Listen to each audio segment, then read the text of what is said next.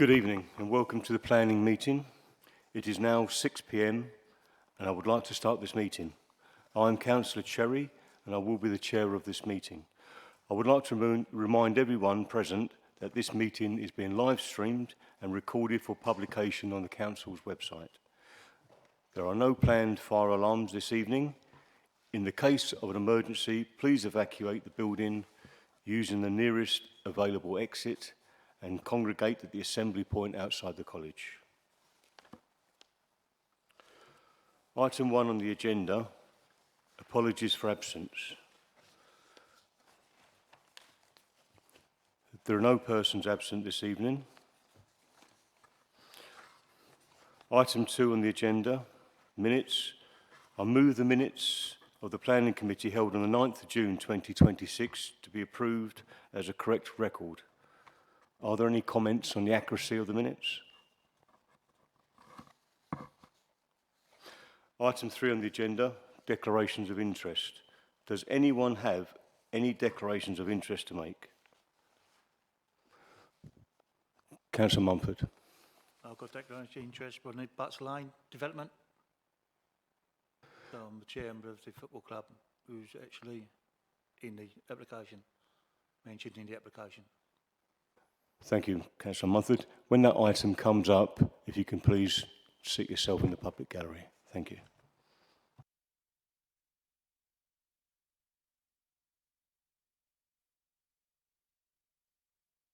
Item 4 on the agenda are declarations of receipt of correspondence and on any meetings, discussions held relevant to the determination of any planning application or enforcement action to be resolved at this meeting. Councillor Taylor. Thanks, Chair.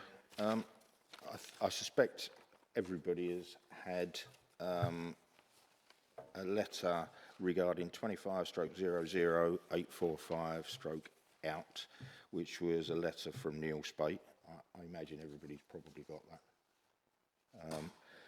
I've also declared on 25/00464/out. I've had correspondence and conversations with the Ilsett Forum, the chair of the Conservation Committee, and a number of different residents. I also have to declare that I live in Ilsett as well. And I think that's it. That's me done. Thanks, Chair. Thank you, Councillor Taylor. Anybody else? Peggy.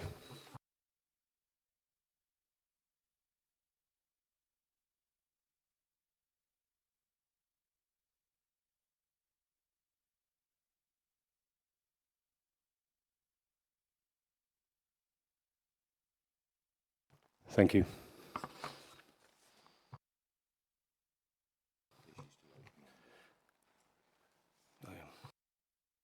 So how has this, Councillor Davis, how has this left you thinking and feeling about this application? Are you still open-minded about it?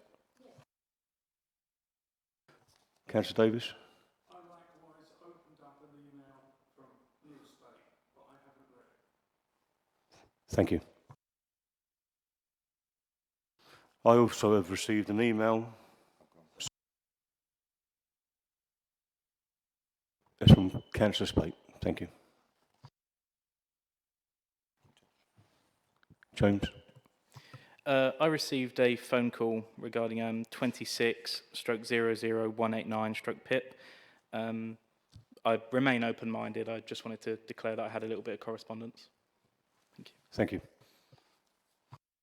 Councillor Mumford? I received a phone call regarding the same premises, and I've got an open mind about it.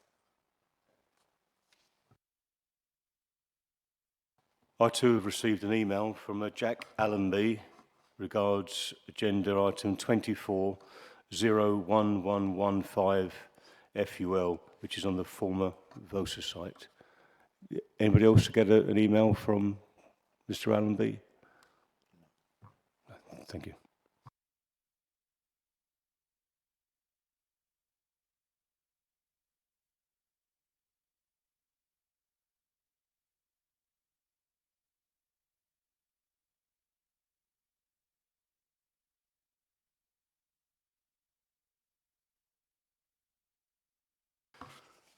Agenda item 5 on the planning appeals. Can I ask Jonathan Keane to present, please? Thank you, Chair. We've just got the one item to report this month, which was dismissed, which was a good decision on design grounds. But yeah, that was the short report this month. Thank you.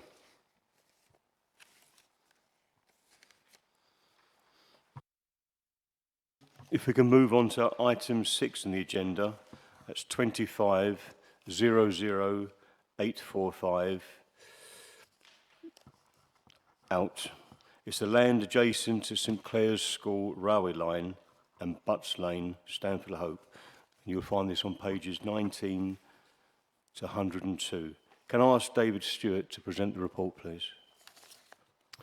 Thank you, Chair. Right, since the report was published, there have been 2 further representations received. The first was a holding objection from Corriton Energy, who run the nearby power station and who have a high-pressure gas pipeline to the south of the site concerned. Following meetings both with the applicant and myself, that objection has now been removed. The other correspondence has been a letter from Councillor Mumford, and I'll just read the conclusions of that letter, if I may. It's written on behalf of St Clair's Football Club regarding the changes proposed to the playing fields at St Clair's. It states, the club is satisfied that the revised arrangements will maintain participation levels and continue to provide accessible, safe and sustainable sporting opportunities for our members. We therefore do not foresee any adverse impact on the operation of St Clair's FC because of the development. We remain supportive of a practical solution that balances the school's development needs with the continued delivery of grassroots football for the local community. Now, members will be aware that this application has been deferred twice by previous committees. The most recent time was last committee, where there were 2 matters raised. The first relating to National Planning Policy Framework, paragraph 104, relating to sports and recreational facilities, and the second related specifically to traffic-related matters, and I'll be handing over to Matt Ford on traffic-related matters. But first I should remind members that our recommendation to previous committees was one of approval, subject to reference of the matter to the Secretary of State. It was based on the presumption in favour of development afforded by paragraph 11 of the National Planning Policy Framework,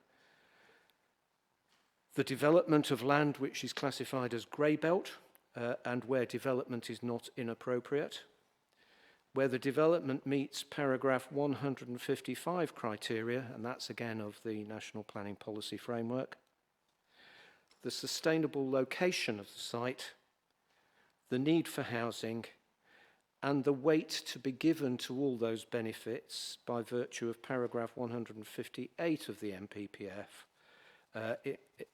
to approve the scheme.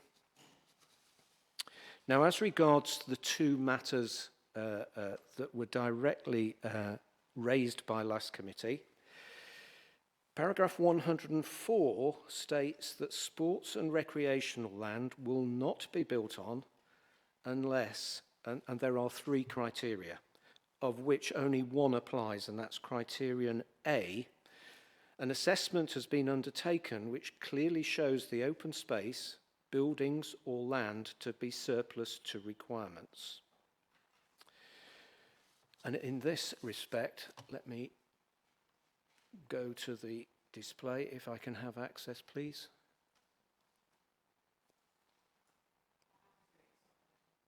Okay.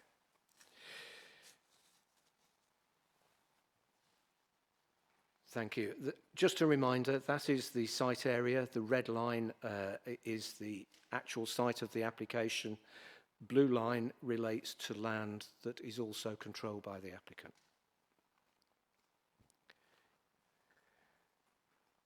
That simply gives you an aerial shot showing the context of the site in relation to the edge of Stanford-le-Hope and in relation in particular to St Clair's School, which you will see immediately to the north of the application site where my cursor arrow is, which you may not be able to see.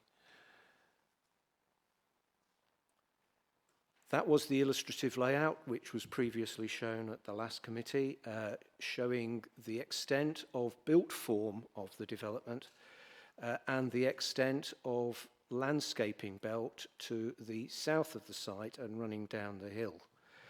Just a quick reminder here, the Corriton Energy objection related to, as I said, a pipeline. The pipeline has an easement, an exclusion zone effectively immediately over and adjacent to that pipeline to exclude all development. This land is totally outside that area.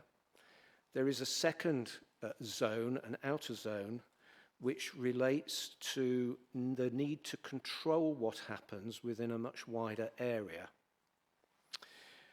A part of this land falls within that zone, and that part of the land relates to some of the landscaped area to the south of the built form, where Corriton Energy want to have control over what is planted in the area and what is built within the area, because there are restrictions relating to the numbers of people that can reside within that secondary zone. But as I said, in this case, it's a landscape zone.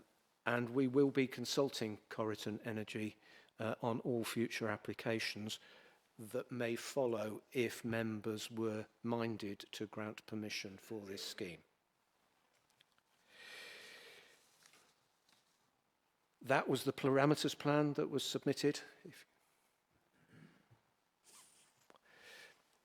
And here we come to the first issue, and that relates to how the application site affects the existing arrangement of playing pitches at the school. And you will see that the two left-hand pitches on the illustration are both affected by the red line site area. It requires both pitches to be slid forward marginally to allow the continued provision of that footballing, those football facilities, but they can both be provided within the existing site and within the area that is not affected by the temporary classrooms that are currently there.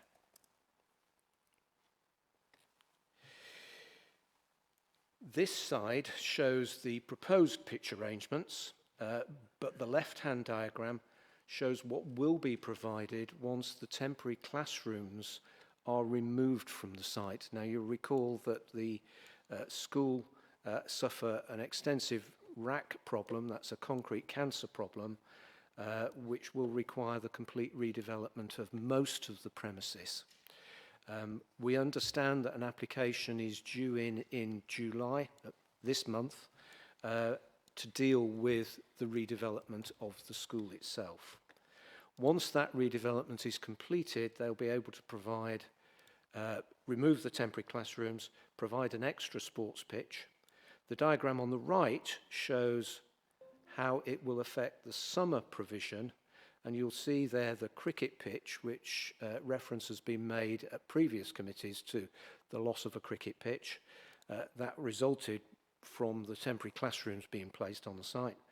The proposed cricket pitch will be playable, but will require netting to protect the roadway to the side of the pitch.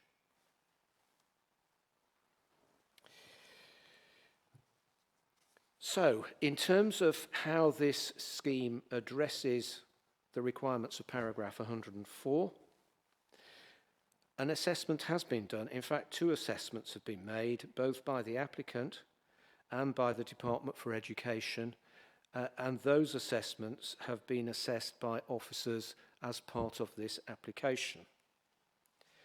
It shows that existing sports provision is not reduced at the school by the proposal, and this is acknowledged by Sport England in their full response to the application.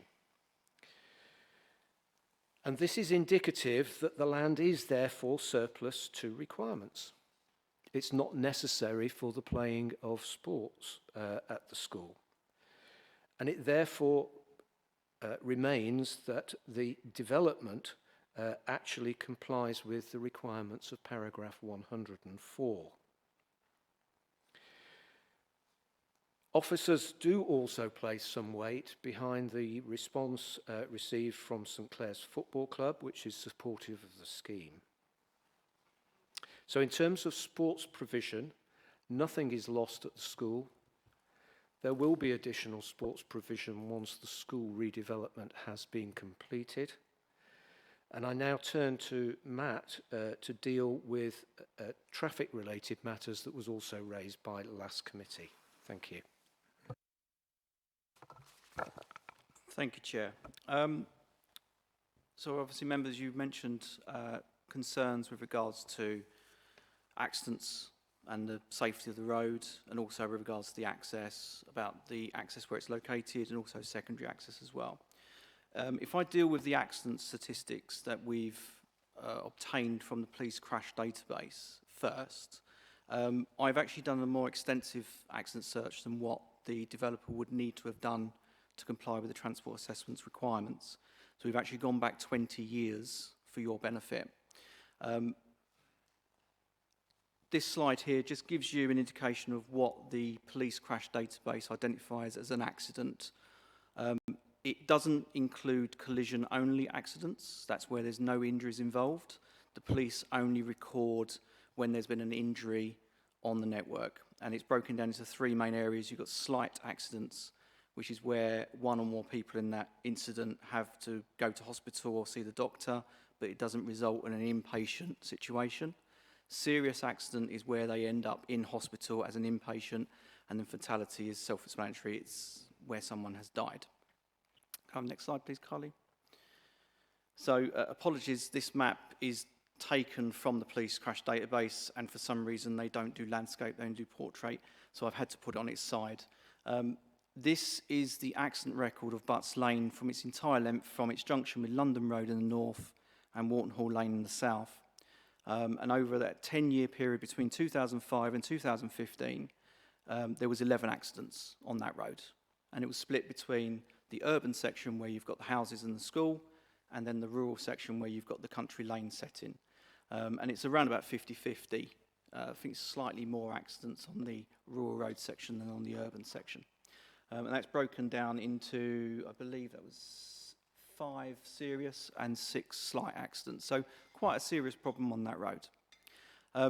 Since 2015, when you've had the Barratt Homes development on the western side of Butts Lane, and that's on the old golf course, we've changed the character of the road by putting houses on both sides of the road now. And also we've extended that housing settlement further south, so it actually goes down past the school playing pitches. And that's necessitated removing hedgerow, opening it up, putting in footways, putting in cycleways, and generally urbanising or semi-urbanising that section. So the rural road section is actually reduced. So we've done another analysis from 2016 when those junctions went in up to the latest data, which is the 30th of April, and there's actually been recorded 3 accidents on that road. There was a fatality, a serious, and a slight. So the number of accidents have reduced, but it is interesting to note that the fatality that was identified on there was a single vehicle accident, and it was a result of a cardiac arrest on the driver. So it wasn't a result of the road layout, it was more a result of the driver and the driving conditions that they were under. As I said, it was a single vehicle accident, but they did hit a central island on the road, so that's why it was recorded as such. So next slide, please, Carly. So on that accident summary,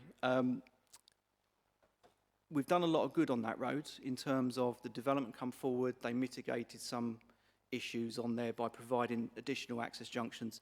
The exit from the school, we turned into a roundabout to make it easier for the school to get in and out, helped slow traffic down as well. Since 2001, there's been a 20-mile-an-hour speed limit put in just north of that roundabout up to London Road, which has also helped reduce traffic. speeds, but also, importantly, we feel has helped reduce accidents on that road as well. So the only thing I'd point out as well is before 2015, of those 11 accidents, there was 4 involving school children. So there's quite a lot of issues with school children. After the development went in, the 3 recorded incidents have involved no school children whatsoever. They've all been outside of school hours, some late in the evening, some at weekends. So in terms of our assessment, we would consider that Butts Lane in itself is inherently a safer road than what it has been. But obviously the 3 injuries have occurred on there, we do keep an eye on, and we keep it within our road safety engineering programme. So if it ever does get higher, we've got the ability to mitigate that. So moving on to the access. So this is, and apologies, there's a clerical error there. This is what the road looked like in 2009, so before the Barrett's development was put in. And you can see that where on the right-hand side you've got the opening, that's where the public right-of-way comes out onto the road and then turns northwards and goes in between the school pitches and the hedgerow. If you go to the next slide, and this is what it looks like today. So you can see there's a significant change in the layout of the road there. Few things to note. You've got that traffic island in the middle that acts as a crossing point to get people from the public right-of-way over into the new development where it picks up a cycle route, which then goes northwards along the entire frontage of the development and also gets you access into the country park, which is on the western side of the Barrett's development. You'll also note that there's like a gateway feature there where you've got the speed limit is literally just where that picture is taken, and it goes from 40 down to 30. The access junction is proposed to be just north of that traffic island. So Carly, could you go back to that overhead plan of the junction for me? A little bit further back. A bit more. That one there. Okay. So this is the plan showing the access. So if I point out for you where you've got, can you use your cursor on there, Dave? So where you've got the brown section on Butts Lane, that is what we call a raised junction table. So that is effectively a big speed hump that goes across the entire junction, raises the road up to provide a traffic calming feature, and that's designed to be a gateway feature into that 30-mile-an-hour speed limit, and that will help slow down traffic moving over that junction. It also tries to keep the crossing point in place to make it easy for people to cross over where it currently is from the public right-of-way onto the cycleway. And the hedgerow is cut back a little bit in that initial section to provide good visibility as you're coming out of that junction. So all in all, looking at that proposal in line with our policy PMD 9, which specifies what we would accept and what we wouldn't accept, it meets the majority of those policy criteria, so it is not considered to be detrimental to the safety of that road. That junction has also had a stage 1 safety audit on the feasibility of it, and through the process, if it gets permitted and goes for that detailed design stage, we will continue that design process to make sure that it is meeting the council standards in terms of safety and construction specification. And lastly, members, you mentioned about having a secondary access. For developments of this size, so 121 units, we would use the Essex Design Guide, which is an established design tool that Essex County Council, Thurrock Council and Southend Council have developed over the last 30 years, which identifies road typologies when you would expect to see more accesses or emergency vehicle access and stuff like that. For this size of development, you would not expect to have more than one access. And when looking at where you would likely put a secondary access, you would then be putting that secondary access into the rural road setting, which would then become an unsafe junction in terms of the policy. So I hope that's clarified where the Highways Authority's views are on this application in terms of our policies that we've got to control this sort of development. Thank you, thank you, David. Or you have more. I was just going to remind members that if they were minded to approve the scheme, they can only resolve to approve subject to us notifying the Secretary of State because we are required to do so because of the Sport England objection. It's a mandatory requirement. So he would be notified and he would have the ability to either call in the application if he felt it deserved to be called in, or allow the local authority to issue the decision. Thank you. Thank you, David. Thank you, Matt, for your reports there. Before we move to questions, can I ask that Councillor Mumford joins the public gallery?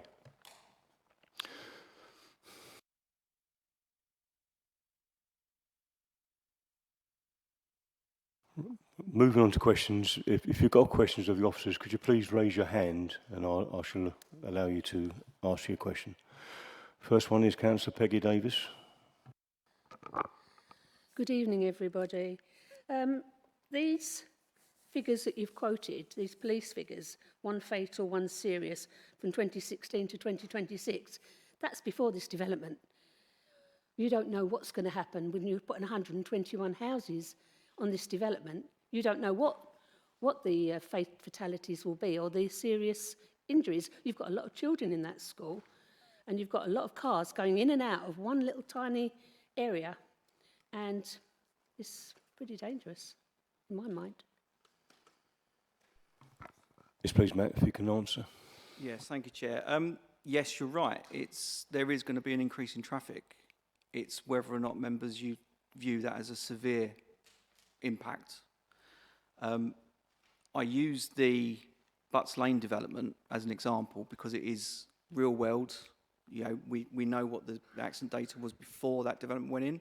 We now know what 10 years of that development being in has had as an impact. You know, the Butts Lane development was over 350 dwellings. So it's a significantly larger development, required 2 accesses. It was designed in accordance with the council standards for safety. And the results, you know, are that we've gone from 10 years before that development went in, 11 accidents. We've now got 3 accidents 10 years after. So in terms of that, it's had a positive impact. And that's because we've worked with the developers to make sure that the junctions work to our standards and to our construction specification. Thank you, Matt. I think Jack Fuller was next. Thank you. On the access road, so what's the officer's objection to having an extra road? I can't quite understand, because I think what's been said is that you've assessed it as it's okay to have one, yet our concern is there is only one. So I want to understand what the thinking is behind that. Thank you, Chair. Well, the starting point is a secondary access needed in terms of working out, in terms of Essex Design Guide, congestion, accessibility and stuff like that. We would normally expect a secondary access when you're nearing about 300 units. Anything up to about 150 is fine with one. Anything between 150 and 300, you would normally see an emergency vehicle access being formed, and then you, over 300, you then start looking at 2 accesses. And that's mainly to do with congestion, distribution of traffic on the network. When you're looking at this particular site, if you were to look at a secondary access, where would it go? It would have to go to the south on Butts Lane in the rural road section. And that's a different set of criteria. You know, where they're proposing the access is in the urban section. There is a set criteria. It's a 30-mile speed limit, so therefore the emerging visibility site displays would be less because it's a slower speed. The road is of a different character, so it's got footpaths, verges, drainage features. It's a little bit more wider, a bit more open. When you start going into the rural road section, the hedgerows start coming a little bit closer. There's no footpaths. You would then start having to up your standards accordingly. You may need to have something like a right turn lane, because anyone waiting to turn right into the development, if they're waiting for oncoming traffic, anyone coming along that lane, you might not have the forward visibility to see that vehicle waiting to turn right. So there's a different set of criteria that you would look at in that respect. And that's one of the reasons why we would say we wouldn't, even if there was a requirement for a secondary access, if there was more number of units, you probably would end up with a different recommendation for you. Thank you, Matt. Peggy, did you have another question? Yes, the Maple Park estate, you widened the road there. You're not widening the road here at all. And so you're going to narrow lane. And if anyone's trying to overtake and they're in a hurry, they're trying to take their kids to school, there's this development and there's the cars coming out. You're going to have, there's 121 houses, but that's probably at least 2 cars per house on average. It doesn't seem right, and it's still 30 miles an hour. Thank you, Chair. Yes, the Maple Park development did have elements of localised widening, particularly around the roundabout, for example, because we had to fit that in. But north of that, we never actually widened the carriageway. We provided a cycle path on the western side. We moved the hedgerow back, provided an open space area as well as part of that development. But the carriageway actually wasn't widened to more than what it is at the moment. It was only really around the roundabout area that we widened it because we had to facilitate that large diameter roundabout in there for the buses. In terms of the road to the south, near to where the public right of way is, we did obviously with removing that hedgerow to the left hand side on the western side, we did provide a drainage facility. But the difference is we actually put a proper curb line in so that we could actually get a formalised section of that road. But it wasn't necessarily any large-scale widening as part of that development. As part of this development, we would expect them to provide that junction to the correct width that we would expect for a raised table junction. So there is that ability for the applicant to provide that localised widening. Jack? I had some questions around the Sport England objection and what seems to be the continued Sport England objection to the application. For me, that was the main reason for the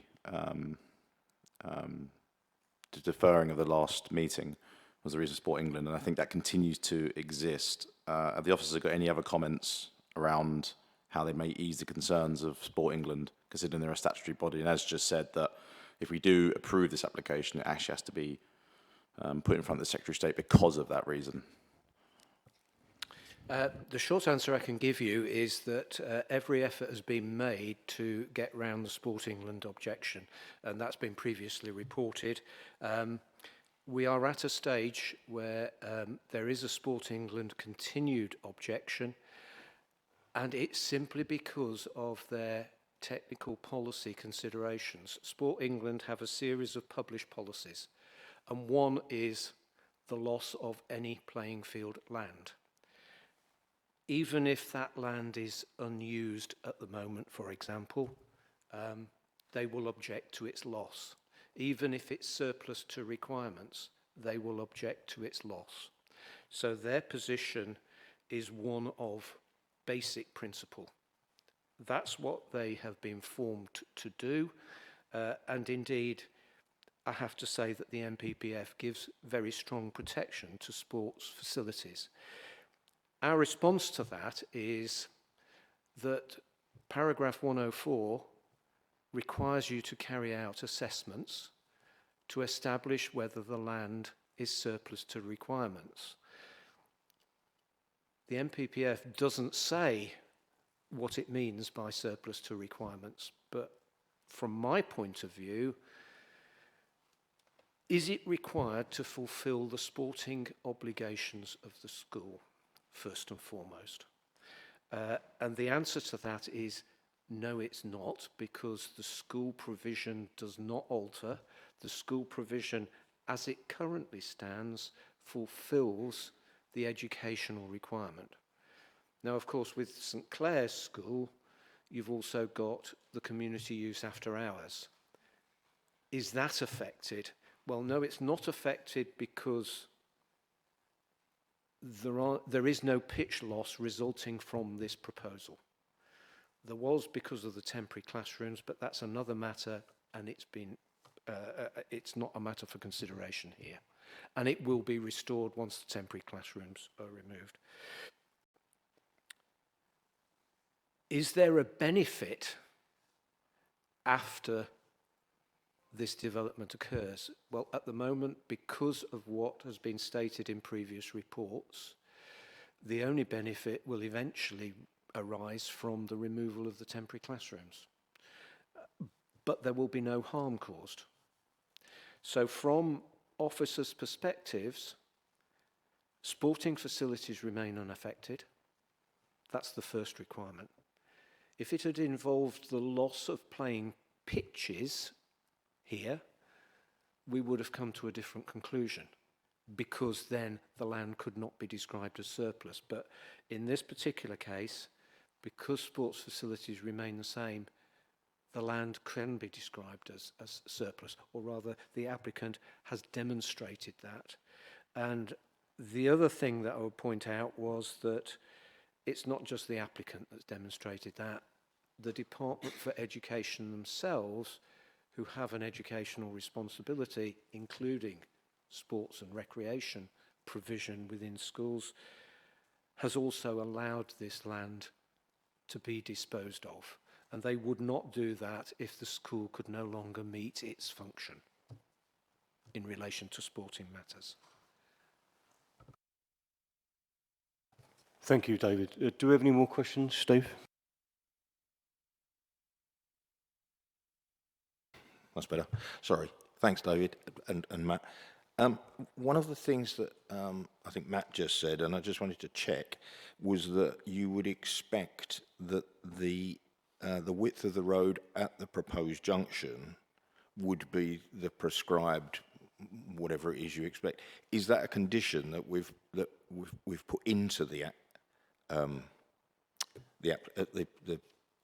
report?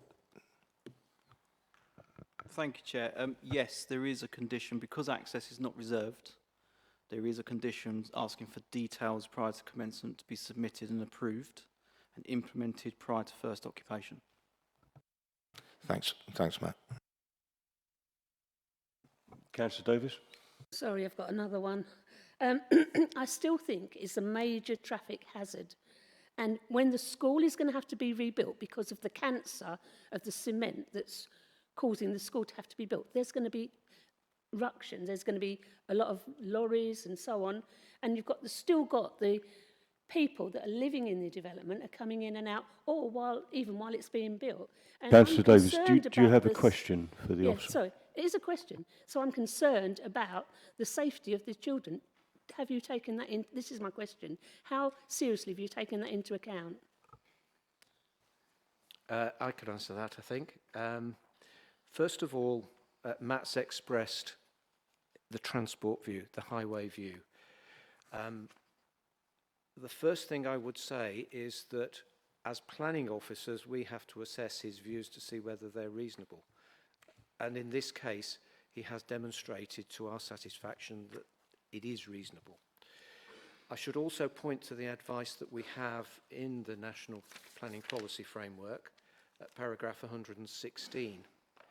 It says, and I'm quoting now, development should only be prevented or refused on highway grounds if there would be an unacceptable impact on highway safety. Full stop. Matt has demonstrated, and the applicant has demonstrated through design, that there will not be an unacceptable impact on highway safety. Now, coming to the other matters that you've raised, with regard to construction, traffic, yes, of course, there'll be construction traffic. That will occur at the same time as the school is in operation. However, we do seek to place strict controls on that through a condition and requiring the developer, if the development is approved, to provide a construction and environmental management plan. Now, that plan has a lot of requirements, from suppression of dust, etc., that you would expect from a building site, but control of vehicle movements. It seeks to do that by requiring an approved route for all deliveries. And the developer has to commit to using that approved route and no other. If he doesn't, if he uses other routes, he's in contravention of the condition, which would enable us to carry out enforcement action. There's also times of delivery, and with regard to school developments, that's going to be pretty critical to ensure that there are no major deliveries to and from the site during those peak school times in the morning and in the evening when school finishes. So, yeah, those are matters that can be controlled. Okay, thank you. Do you have any further questions? If we can move this on to debate then, who would like to say the first thing about this application? Councillor Fuller? I think from last meeting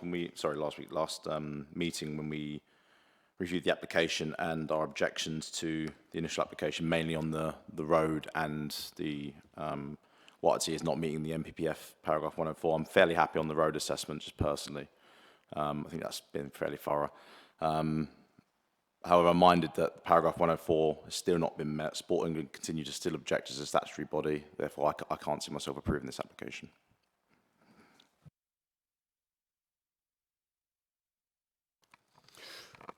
Just add into the debate. We've been asked to look at this application being development of grey belt in the green belt, and for myself, this is one of the easiest ways to understand where the argument that you could call it grey, because it has very physical boundaries to it, with the railway line to the east, the actual school to the north, Butts Lane to the west. So when we're looking at a contained area that we could call grey belt, I think this is going to be one of our best examples we're going to hear. And I've heard from the officers that they've put a lot of thought into road safety, and they don't take this sort of thing lightly at all. As regards Sports England, I feel Sports England have a default position.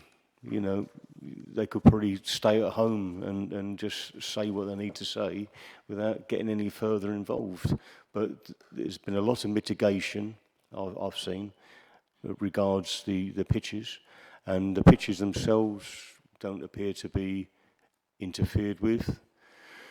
And there is a request from the school that this goes forward because they can use the money that the developer will give to help repair the school. And if the school isn't repaired, then there is no school, there are no school playing ground, no pitches. So I feel in a way that I would like to continue to support this application because it will be benefit to the school. There'll be 121 homes and 50% of those will be affordable for the people of Thurrock. And we have got to get some development moving to help the people of Thurrock get a home. Because some people have been objecting, but those people objecting have homes, and we need to develop homes for people in Thurrock.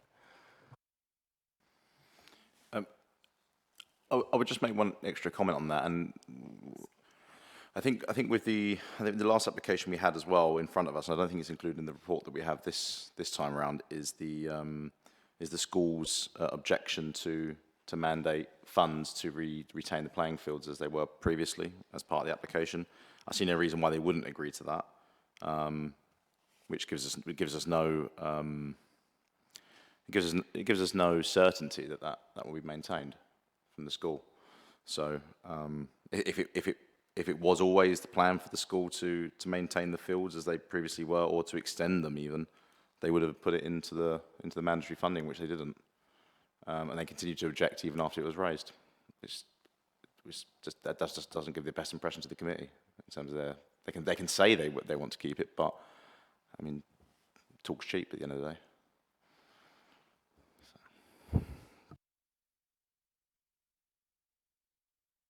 Thanks, Chair. I'm probably only going to repeat what I said at the last meeting, which is in principle, I don't like it. And the reason I don't like it is because I see the site south of the school being the potential for that in 10 or 20 years' time for the school to expand. So trying to have a bit of foresight about the whole thing. However, I understand the situation the school's in, which is that it needs the money to be able to refurbish or rebuild itself. So I'm torn two ways. I don't like it, but at the same time, I am minded to approve it simply because there's an immediate need, and worrying about 10 or 20 years down the future, 10 or 20 years further into the future, it seems somewhat irrelevant when there's a sort of a much more immediate problem that needs to be dealt with, and I can't see another way of that happening. So I am minded to approve it. Thanks, Chair. Is there any further debate? Councillor Davis.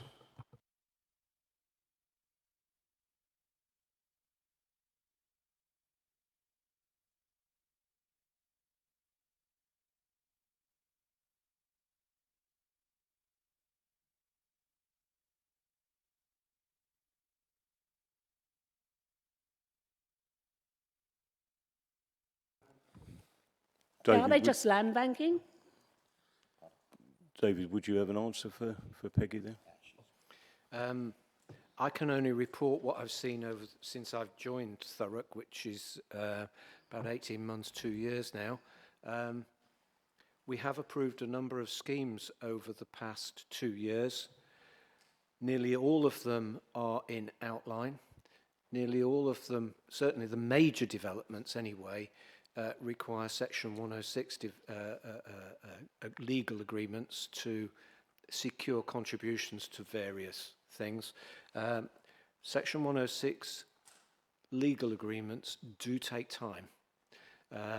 They can take at least 6 months. They can probably take a year or more for the more complicated ones. So there is a time delay, and that's always a problem, especially when you've got an outline application. Even if we approve today without the need for a legal agreement, it requires the applicant to then do a detailed design and come back in with a detailed scheme for your consideration. And so, with the best will in the world, that will take a few months before it comes back to committee. So I think really, whilst inevitably there may be some people who are land banking, I don't really think I see that in what I've seen since I've joined the authority. So how many have you passed and haven't been built then? How many developments? Peggy, if I may say. Sorry. Thank you, David, for your answer there. Whilst David's been giving you that explanation, the Director of Planning has found some figures for you. Okay, so past that effectively sort of full permissions, RMs, 269. In terms of completions, it's only 4. So that's for the last 4 quarters. So just to repeat that. Sorry, can you say that 69 developments have been passed and haven't been built? Yeah, so 269 units. Yeah, in the last 4 quarters, and then completions in the last 4 quarters of 4. So that's through the monitoring that we get through. So I don't understand. When you say units, do you mean houses? Okay. That's correct, yeah. Sorry, can I just ask a follow-up, actually? When we say only 4 have been built out of 269 in the past 4 quarters, that's right, correct? Does that mean they should have been built in them quarters? As in that was the expected development timeline? No, so in order for the council to hit its sort of 5-year land supply, its annual target, you need effectively around over 1,000 completions per annum. So the difficulty that Thurrock's got and the difficulty that Planning Committee have is certainly around delivery, yes, but in terms of what we need to demonstrate is a 5-year land supply. So we're constantly, because we're not getting those deliveries over line and permissions in place, we're just massively off that 5-year land supply position. So while it's very frustrating that we're not completing, that includes the council as well, ultimately it doesn't particularly help you in your sort of decision making, because all it means is that actually the 5-year land supply position's getting worse.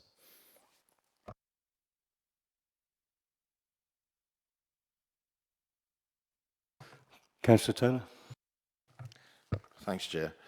So, this has been kind of one of my bugbears for the last year or more, so Ash and I have discussed this quite frequently. But one of the things that does appear to be going on at the moment is some of the major house builders are actually stopping building because they can't sell the property, so their cash flow is not running properly. One of the big ones is Vistry, which owned Bovis and I think Countryside and a few other names. But there's also one of the brick companies struggling financially because, again, nothing's working, nothing's moving in that market.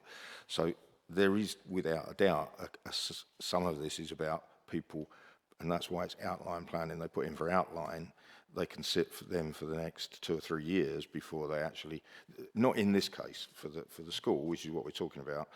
Their needs are quite immediate, but some of the more general ones, which is I think in trying to answer or help your question, a lot of them are being put off simply because of cash flow, because they're not selling at this moment in time, and the economy is part of the cause of that. So I don't know if that helps at all, but thanks, Chair. Councillor Fuller? Do we have, and apologies if this is a question to the officers, although if we have the data available, that'd be great. Do we actually have as part of the application, what the average house price for sale would be? No. That's a simple answer. It's not the type of information that is expected to be required. If it helps, sorry, Chair, if it's all right, if it helps to kind of illuminate that, because we've had the question crop up in the past, which obviously you wouldn't have been party to, not necessarily for this site, but for most sites, the developer will say, given that we're not sure how long it's going to be before it's built, we can't predetermine the price because it's potentially sensitive information in the first place, but secondly, we don't know the answer because we don't know where the market is, and developers will always work to the current market price. I know that's not a great answer, but that's just a reality, I think. No, yeah, and I get they can't pre-price it until they build it. I understand. More of it was a forecast or projection that they provided. In terms of the application, I think it was 50% affordable housing. If that's correct. Correct. How are they pricing that? Is that in line with a policy to define affordable housing? The principle on the mix of units to be provided will be part of the 106 agreement, and the pricing for the affordable units will also be part of that agreement with the Housing Department.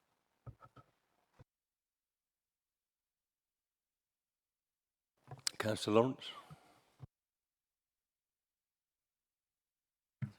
Yeah, should this application be denied and the funds are not forthcoming for the school, my fear is what is going to happen to the school itself, because it's not going to it'll be able to self-fund its build.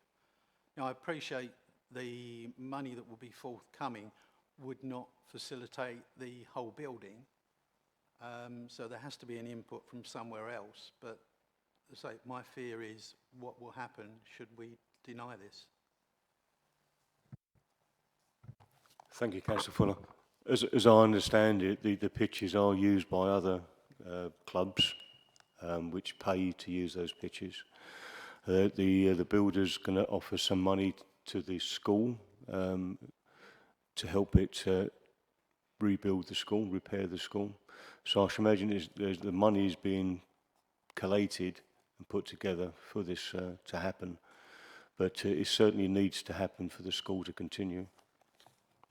Councillor Taylor? Thanks, Chair. The other place where some of the money is coming from, and I think it cropped up possibly in one of our previous, one of the previous iterations of this same application, is that I think it's the Department of Education provide a percentage of the money, which is a reasonably large amount, but it isn't enough. So the school have to find, because it's not a school that's run by the local authority, the school will have to provide some of the finance themselves, and then the Department of Education provides some of it.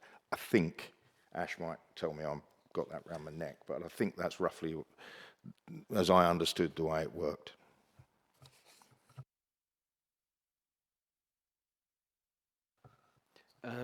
Sorry, David? Department for Education actually fund the rebuilding of the school. The problem with the funding is that it covers what would be described as basic building costs. So that if a school, for example, has a specific scientific orientation, it's not allowed to develop that facility as a specialism beyond national design standards. And there are national design standards of what should be provided. So the school are very concerned about two things. One is the speed of development, which currently is forecast, I believe, over 4 years, which is considerable length of time. And secondly, the ability to provide specialist features that it requires for its curriculum that it has traditionally offered, as opposed to what any school anywhere would provide for the same number of pupils, if that makes sense. So the school want to preserve their funds and their ability to use them to provide either improvements to delivery or improvements to the actual standard of accommodation provided. It has expressed a keen desire to restore the sports pitches, obviously on completion. It's mentioned another 3G pitch, but it simply cannot at this stage commit those funds to that purpose. Now, if it had have done, it would have got round the Sport England objection, because there would have been an improvement to facilities, which was one of the other policy requirements that Sport England provide. Thank you. Councillor Davis. Ask another question. How much money are they going to give to the school? I haven't got a clue, and nor is it my responsibility to require such an amount. It is a private deal between a landowner and a developer. And you wouldn't, you know, if you were in the same situation, you wouldn't want to broadcast how much you get for selling a piece of land. It's not a planning matter.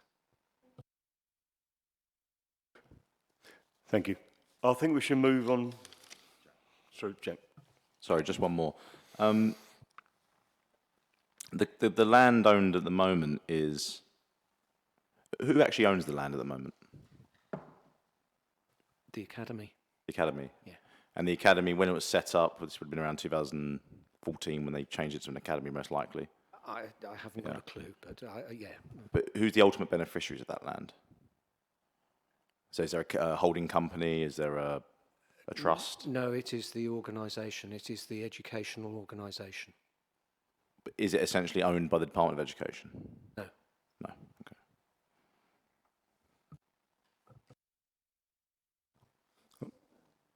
If we can focus on what the recommendation is when we come to voting, because there's lots of questions have been asked in the debate also that we haven't got answers for, and they aren't material to the planning consent that's in front of us. So moving to the recommendation, is that the Chief Planning Officer be authorised to grant permission for the development subject to the completion of a Section 106 agreement, the payment of RAMs, and those conditions set out in Section 16 of the original report. Now, I think we're going to this evening be attempting to use the electronic voting. So we'll give this a go. Those in favour of the sorry. Oh, sorry. Can I have a proposer for the recommendation? And a seconder?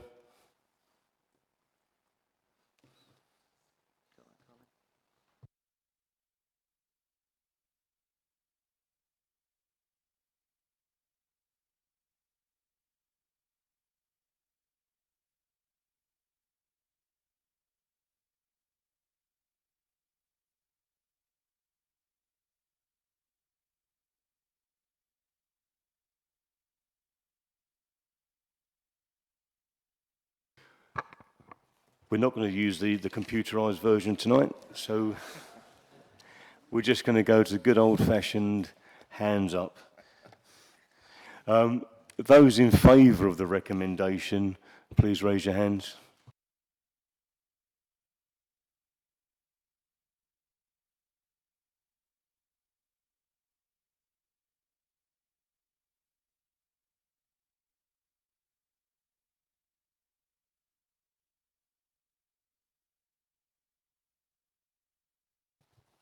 Those are against the recommendation?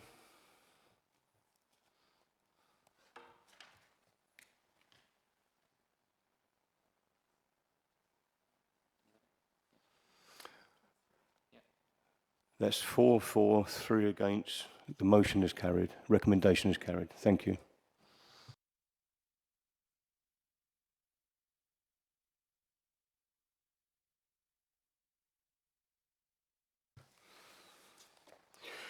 Next on the agenda is item 7.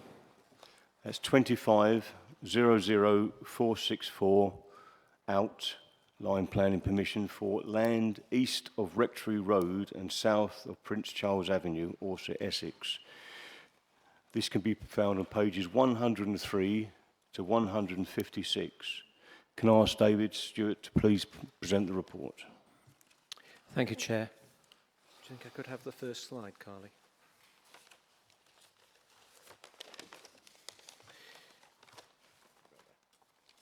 No, the next one. That's it. Okay, so this is an application in outline for up to 187 houses on land on the eastern side of Orsett. And the plan in front of you shows outlined in red the application site area. I should point out that it includes a piece of land to the west side of Rectory Lane, which is adjacent to the Orsett Recreation Ground, which is included and which it is proposed to use as an extension to the recreation ground. Can I have the aerial, please, Carly? So to give you an idea, land immediately to the south of the southern end of this site is the Orsett Showground. Rectory Lane runs immediately by the side as far as School Lane, and as I said, the application site at its southern end straddles Rectory Lane. The majority of development extends on the east side of Rectory Lane and to the south of School Lane to provide an access. I do beg your pardon. The land off Rectory Road extends into the site, and that is the proposed position of the access, and I'll show you that in just a moment. But basically, it comprises 4 field parcels running behind properties on Rectory Road. You will see 2 thick red lines partway along the site and running in a westerly direction. The most southerly one relates to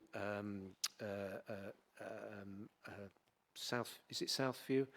And the other one relates to an existing footpath which is a public right-of-way next to the adjoining pub. The land extends as far as Prince Charles Avenue to the north side and has a frontage to that roadway. Now, this scheme is in outline, as I've said, with only one matter to be determined now, and that's the means of access, which is a T-junction off Rectory Road to the north of the showground. And that's shown on the illustrative plan, with a roadway running eastwards and then curving northwards in a landscaped area, which is predominantly devoted to suds, landscaping and local area play, but shows a small section of built form between it and the field boundary before the road curves north and enters the next field parcel.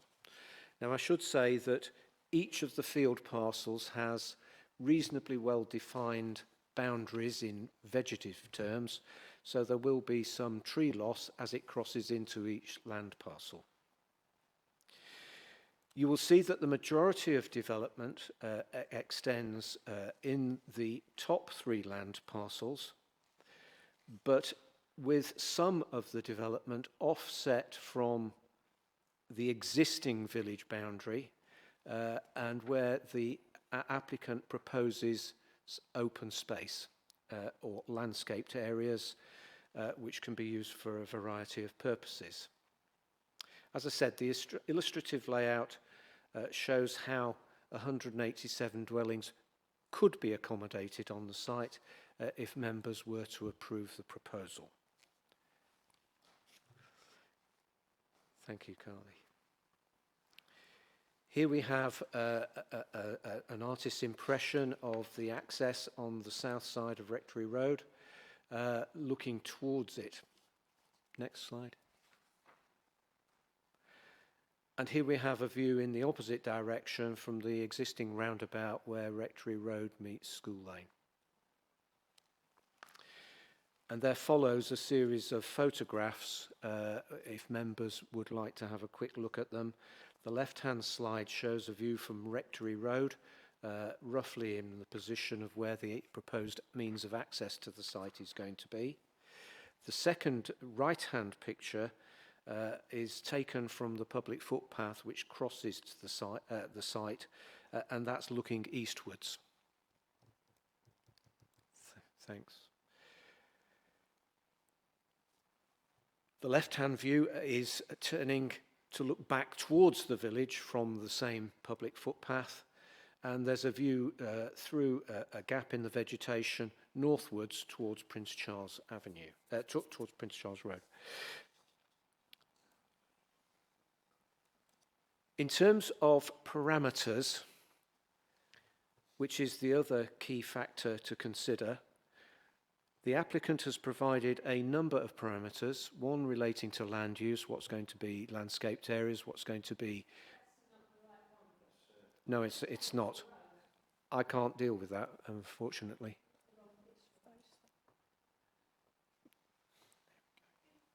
Thank you. Yes, the first is land use.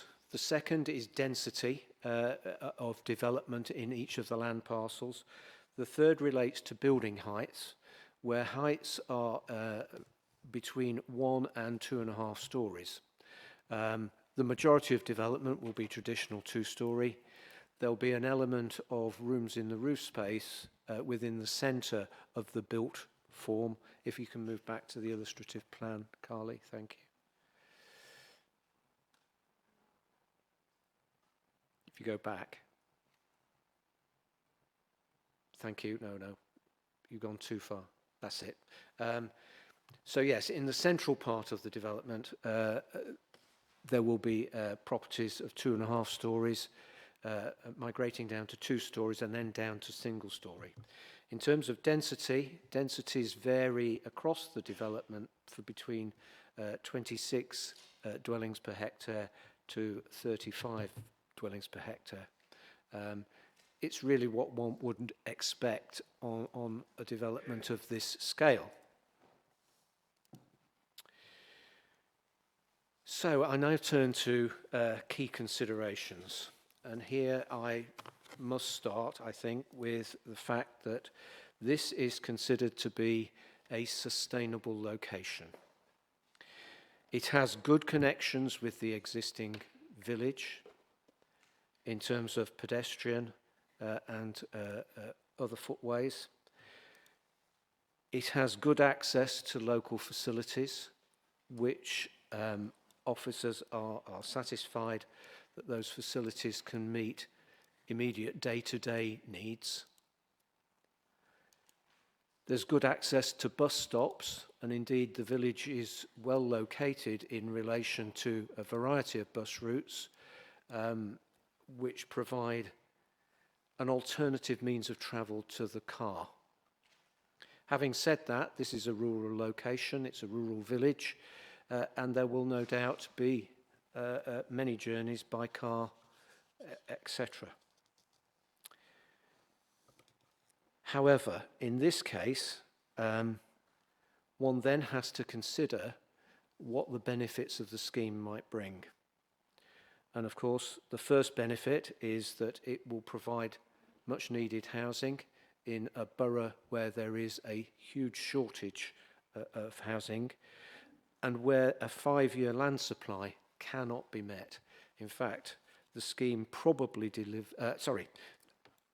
the estimate of the current 5-year supply is about 1.02 years and is probably now much worse since that figure was published. National policy also requires local authorities to provide affordable housing, and again, there is a huge shortage of affordable housing in the borough. This scheme will provide 50% affordable housing. It will also supply some self-build plots, and that's another requirement of the housing land supply, that where people want to build their own properties, the local authority has a responsibility to deliver land to be able to do that. This scheme will help to deliver that, albeit in a small number of 5 or so plots. Whilst the council's recently granted planning permission for a number of housing schemes, most are in outline and on very large sites, and they will probably only add between 3/4 of a year and 1 additional year's land supply. So whilst they may be able to reduce our housing land shortfall over 5 years, it is by no way satisfied by the permissions that have already been granted. I should point out that local policies for housing provision are also not up to date. The Thurrock core strategy is dated. It's based on out-of-date housing needs figures, and its policies simply are not up to date. And this triggers paragraph 11, a tilted balance, as I describe it, but where there is a presumption in favour of schemes that bring forward sustainable housing developments. Of course, this land is in the Greenbelt, and we enter the debate as to what impact this will have. And members will already be well acquainted with the idea of grey belt land that was introduced by the government in late 2024. Grey belt is land that's defined that does not make a strong contribution to checking 3 things. The first is the unrestricted sprawl of large built-up areas. The second is preventing towns merging. And the third is to preserve the setting and the special character of historic towns. Now, planning practice guidance gives further information on those 3 factors. And it is very clear. It simply states that villages should not be considered to be large built-up areas. And therefore, the land cannot strongly contribute to preventing urban sprawl, because urban relates to a large built-up area and not a village. Nor can Orsett be regarded as a town. It is a village, and therefore the land does not contribute strongly to preventing towns merging. And finally, Orsett is not a designated historic village, so it doesn't contribute to preserving the setting of a historic settlement. So the land fulfills the definition of grey belt as set out in the National Planning Policy Framework. The next question is whether it fulfills the criteria set out in paragraph 155 of the NPPF. And the first criterion is whether development of this site will undermine the purposes of the remaining green belt. And it's very interesting to look at the words, undermine the purposes of the remaining green belt.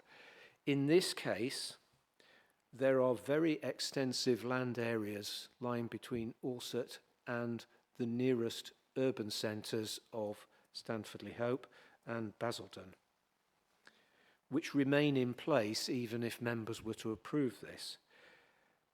So officers conclude that criterion A, preventing urban sprawl, this land does not strongly contribute to that, as I've previously said.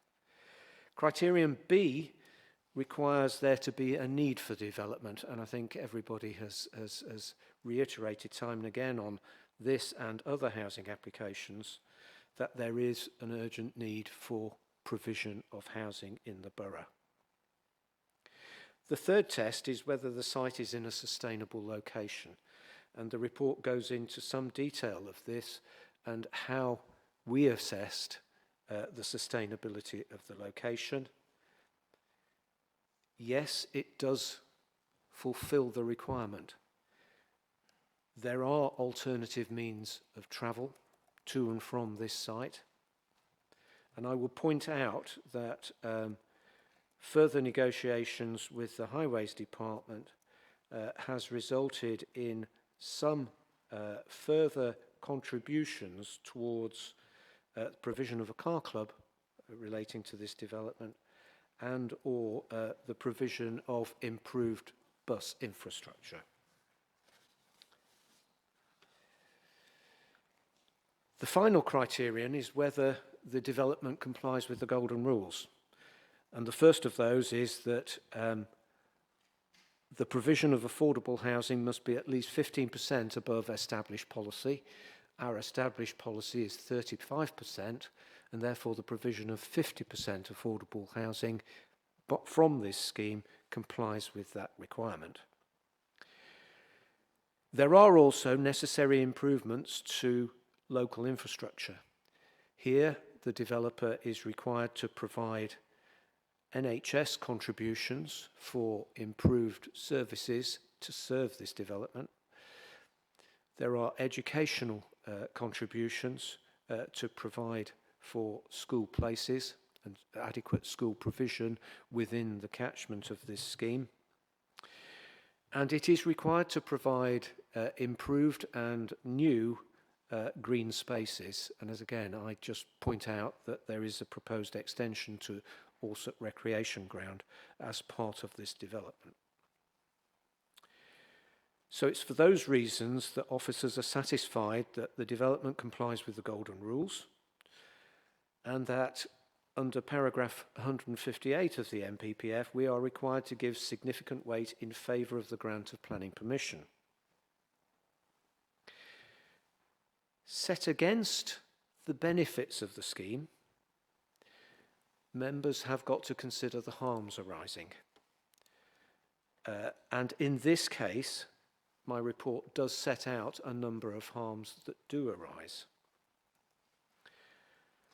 The first relates to impact, heritage impact, where development is less than substantial, which is what is required by the MPPF, and where our heritage advisors describe the degree of harm as low to moderate. And that relates to impact on nearby listed buildings and the adjoining conservation area. There is also some harm to the character of the landscape. Inevitably, the landscape character will change from this development.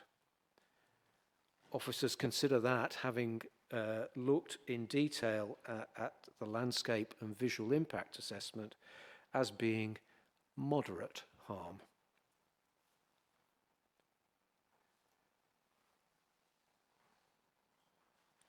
There are some early urban design comments that were reported which raise concerns about the illustrative layout, but the applicant has responded to those concerns which relate to density of development and the way density changes across the site. They've provided a flavour of the character of the built form, which satisfactorily addresses those urban design comments, and urban design have not commented on those the changes put forward by the applicant. So on balance, officers believe that the harms are far outweighed by the benefits of the scheme and are therefore recommending approval of this development proposal to members, subject to the requirement for a legal agreement to provide contributions and for RAMS payments and for the conditions set out at the end of the report. Thank you. Thank you for your report there, David. We have two speakers objecting this evening. Michelle Richardson has written a letter, but she has given her opportunity over to Brian Little to speak on her behalf. So if I could call the first speaker, Brian Little.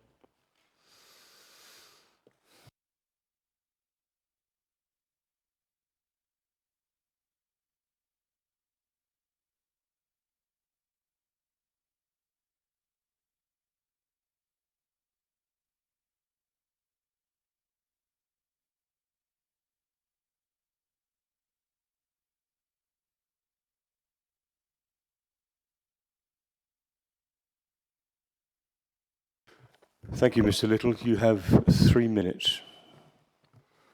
Thank you, Chair. I'll smile straight away now. First, I'm going to read out the statement from Jean Richardson, 84 years of age, and Michelle Richardson, 58 years of age. Good evening. We should like to state that we are objecting to the above application. Alsip was originally built as a village, and we do not want this taken away. There is insufficient infrastructure to cope with additional traffic. There are insufficient hospitals, as I was taken to Basildon A&E last week and was over 12 hours before I was admitted. Too many people, not enough beds. Doctor's surgery, days before appointments can be made, too many dwellings already. Alsip has minimal public transport, which will just mean more and more public traffic and pollution. Limited schools available, nothing for teenagers to do apart from loiter in the streets. Please deny this application. We should be grateful if this objection could be read out as we are unable to attend. A little bit from me, as you would expect. The village of Alsip is a rural place. It has for many years accepted that progress and housing needs will impact this village. The large hospital site is an example of this. It took land from the main hospital site and allowed development without imposing on the green belt. The old garage in Baker Street had also a development turning what was a rundown building into housing. However, this proposed development does nothing for the village. It proposes to take away greenbelt close to the centre of the village. It also impinges on the protection given by the conservation area in Alsip. Many properties close by are listed and developed proposed will spoil that. Access is a concern as a proposed new junction in Rectory Road would add to an already crowded junction area. The road south of the Whitmore Arms already has too many junctions with a number of near misses from myself and others. Turning out of these 5 junctions allows limited opportunities to get out of the way of oncoming traffic, often travelling on the wrong side of the road. Added to this, currently the traffic created by Alsip Hospital, the local school run, which is very close to Alsip Hospital, school lane, running at traffic at peak times, and there will be issues arising from the A13, the A128, and the M25 whenever there's some hold-up. Also, the Lower Thames crossing will have a massive impact on the village, with current plans to close Baker Street completely, forever, and all that traffic will end up in Rectory Road. I've experienced when a local councillor how poor some of the thinking is regarding rainwater runoff. With wetter winters, many of the existing flood protections are now inadequate, and this proposal will only make things much worse. This village forms a substantial link with the Fens, and they are there because it helps with flooding. This development will increase the flood potential. Summing up, this is a bad proposal based on outdated and unrealistic information. It would do much damage to the very resilient community and destroy one of the few jewels in Thurrock's crown. Please reject this proposal. Just recently, a sea change occurred and many residents put their faith in many of you. Councillor Little, if you can sum up quickly. Yeah, Thank you. 5 seconds. Sitting here tonight, I hope that you are able to support us in your decision. Thank you very much. Thank you.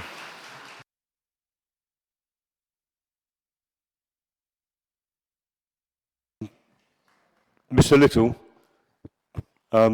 sorry to let you go. The members may want to ask you questions if you'd like to return. Thank you.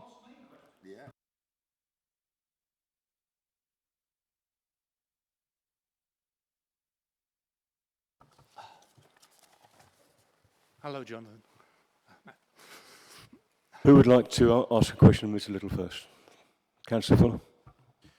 Could you summarise some of the material considerations that ORSIT object to for the planning application? I understand there was the letters around the character of the site and the impact of the roads. Is there anything you can give us for a material consideration for the application? I think you'll find that a big chunk of the middle of Allset, very close to that site, is in the conservation area. And there are a number of properties there who have a heritage. It might not be a heritage village, but it's certainly a massive heritage area in the middle of that, in the middle of Allset. And this proposal is next door. It's not even 200 yards away. It's right on the doorstep. Every property that's there now looking upon fields is not going to be looking upon anything other than the housing. And it's basically unfair. There are other areas. You should look at the places where we talked about the Basildon Hospital site. The hospital site is there because there was a need to create more housing. Everybody accepts that. It's not ideal. If you go around, try to go and drive around there or walk around there, you'll understand why. The hospital is not the best place for a hospital to be a lot of the time. People love it, but you can't get to it. But anyway, I digress. Sorry.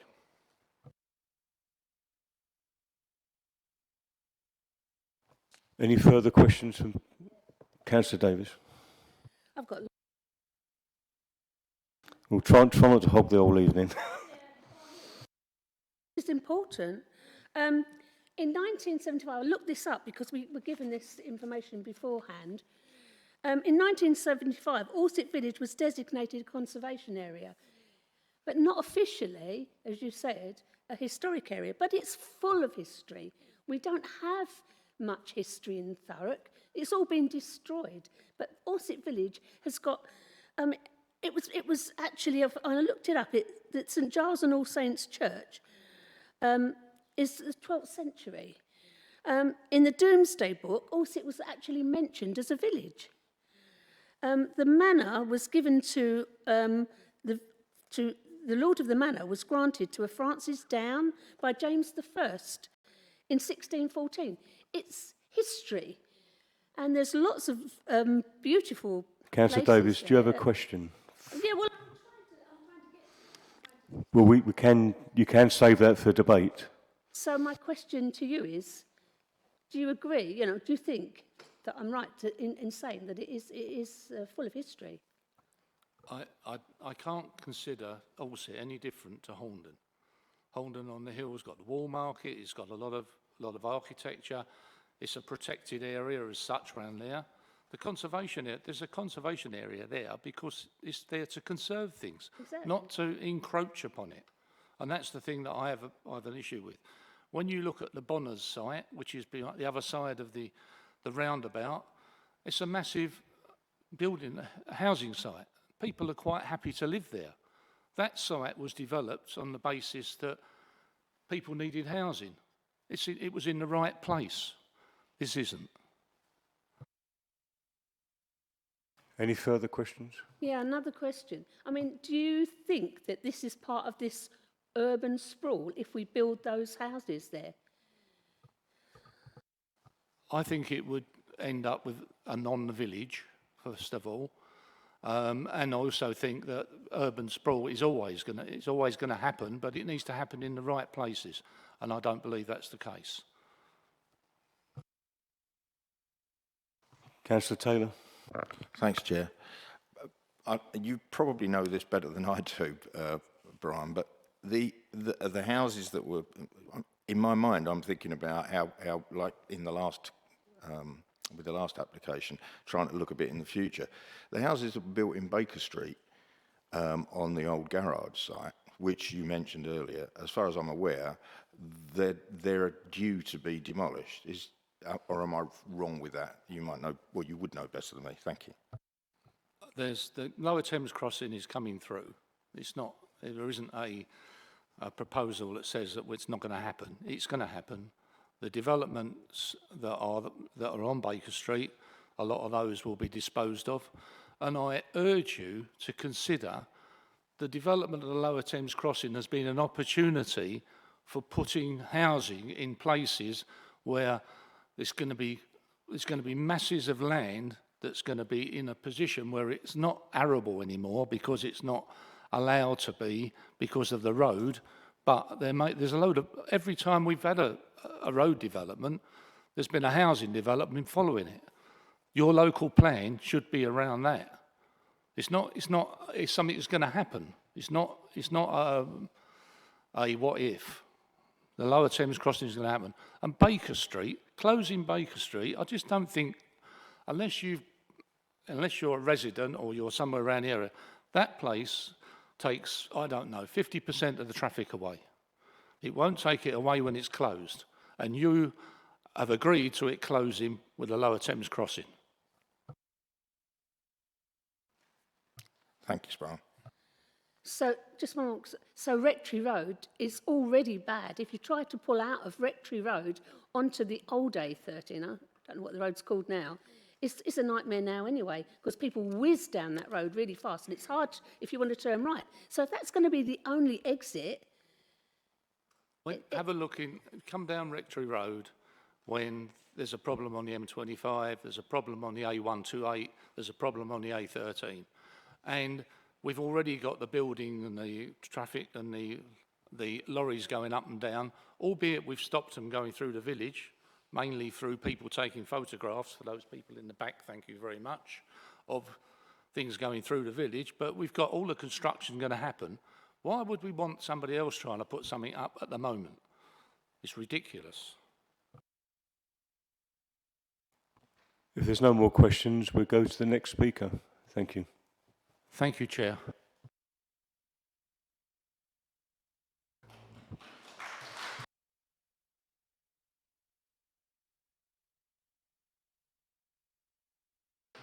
Good evening, Mr. Alan Peaford. You.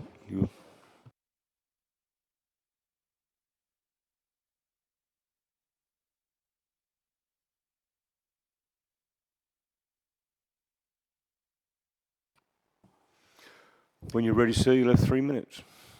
Well, I speak to you today on behalf of the Allsip Forum and the residents who believe that this application has simply not demonstrated it should receive planning permission. This is not an objection to housing or progress. It's an objection to an application that asks the committee to approve the principle of development before fundamental outline planning issues have been resolved. Your own officer's report acknowledges substantial greenbelt harm to the setting of the Allsip Conservation Area and listed buildings, unresolved archaeological concerns, landscape impacts, and an outstanding technical objection from Anglian Water regarding surface water drainage. They're not my opinions, they're the conclusions of your own report. Yet throughout the report, the same pattern emerges. Approve the development now and resolve the difficult issues later. Archaeology comes later. Drainage comes later. The design code comes later. Landscape details come later. Habitat management comes later. Travel planning comes later. Biodiversity can be recalculated later. Community can be considered later. Planning conditions are not there to establish whether a development is acceptable in the first place. And perhaps nowhere is this clearer than in the biodiversity net gain. The Forum's independent examination of the submitted biodiversity metric identified almost 500 broken formulae and thousands of error suppression functions. The document has been doctored from the official government one, and if this is in doubt, what faith can we have with the rest of the statistics that we see in these reports? And members are asked to conclude that this is a sustainable sustainable location. Local people know the reality is very, very different. One small convenience shop does not make a sustainable settlement. An oversubscribed GP practice and a hospital condemned for closure does not make it sustainable. Pressure on school places does not make it sustainable. A once-hourly bus service with timings that fail to meet commuter needs and consumer needs do not make it sustainable. Now, these concerns are consistent with the NPPF objective that development should focus on locations where opportunities to promote sustainable transport genuinely exist. And all of this is set against the years of disruption on the horizon from the Lower Thames Crossing development. The irreversible loss of Thurrock's non-urbanised spaces would erode pride in place, weaken communities, diminish future business growth potential as we remove one of the few aspirational places to live in Thurrock. And is that the legacy that this council really wishes to leave? The Planning Act requires considerable importance and weight to be given to preserving heritage assets. The National Planning Policy Framework requires great weight to be given to greenbelt protection. Thank you, Mr. Peaford. Your 3 minutes is up. If you can summarise quickly. When greenbelt harm, heritage harm, and the other concerns I have outlined here are all considered together, the cumulative planning harm is beyond substantial. So for those reasons, I would like to respectfully ask you to refuse this proposal.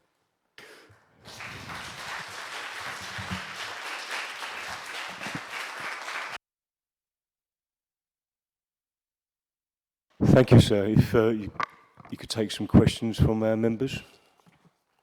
Councillor Fuller.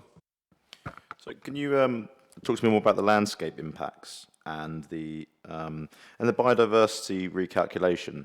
Could you just touch on them 2 points for me? Yeah, the biodiversity appears as a spreadsheet in the evidence that's been submitted. There are errors in there. It comes from something that looks vaguely like the government's forms, but the data that's in it cannot be looked at. It just shows up an error program that comes onto it.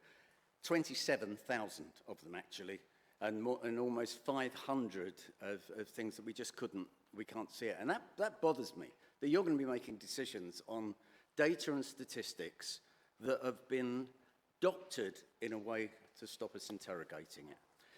In terms of the landscape, you've seen it. It is a village that has spirit, it has community, and I think I made the point of the aspirational place to live. I came to live in Alsett. I lived in South Ockenden on the council estate. Since I was 16, I always wanted to live in Alsett. I wanted to bring my business into Thurrock because I wanted to stay in Thurrock. What I'm frightened of is that you are likely to stop that happening again. And I think it's not just working on a robot at the docks. That business is very, very different. There are smaller businesses and other types of businesses. Business owners want somewhere to live that's close to where they are, that's aspirational. We don't have very many of them, just those villages. And I think by ruining those, you can ruin the aspirations of Thurrock. And I do think if Alsett was in Surrey or in Kent, it would certainly have those heritage protections. It's just that we never bothered in Thurrock.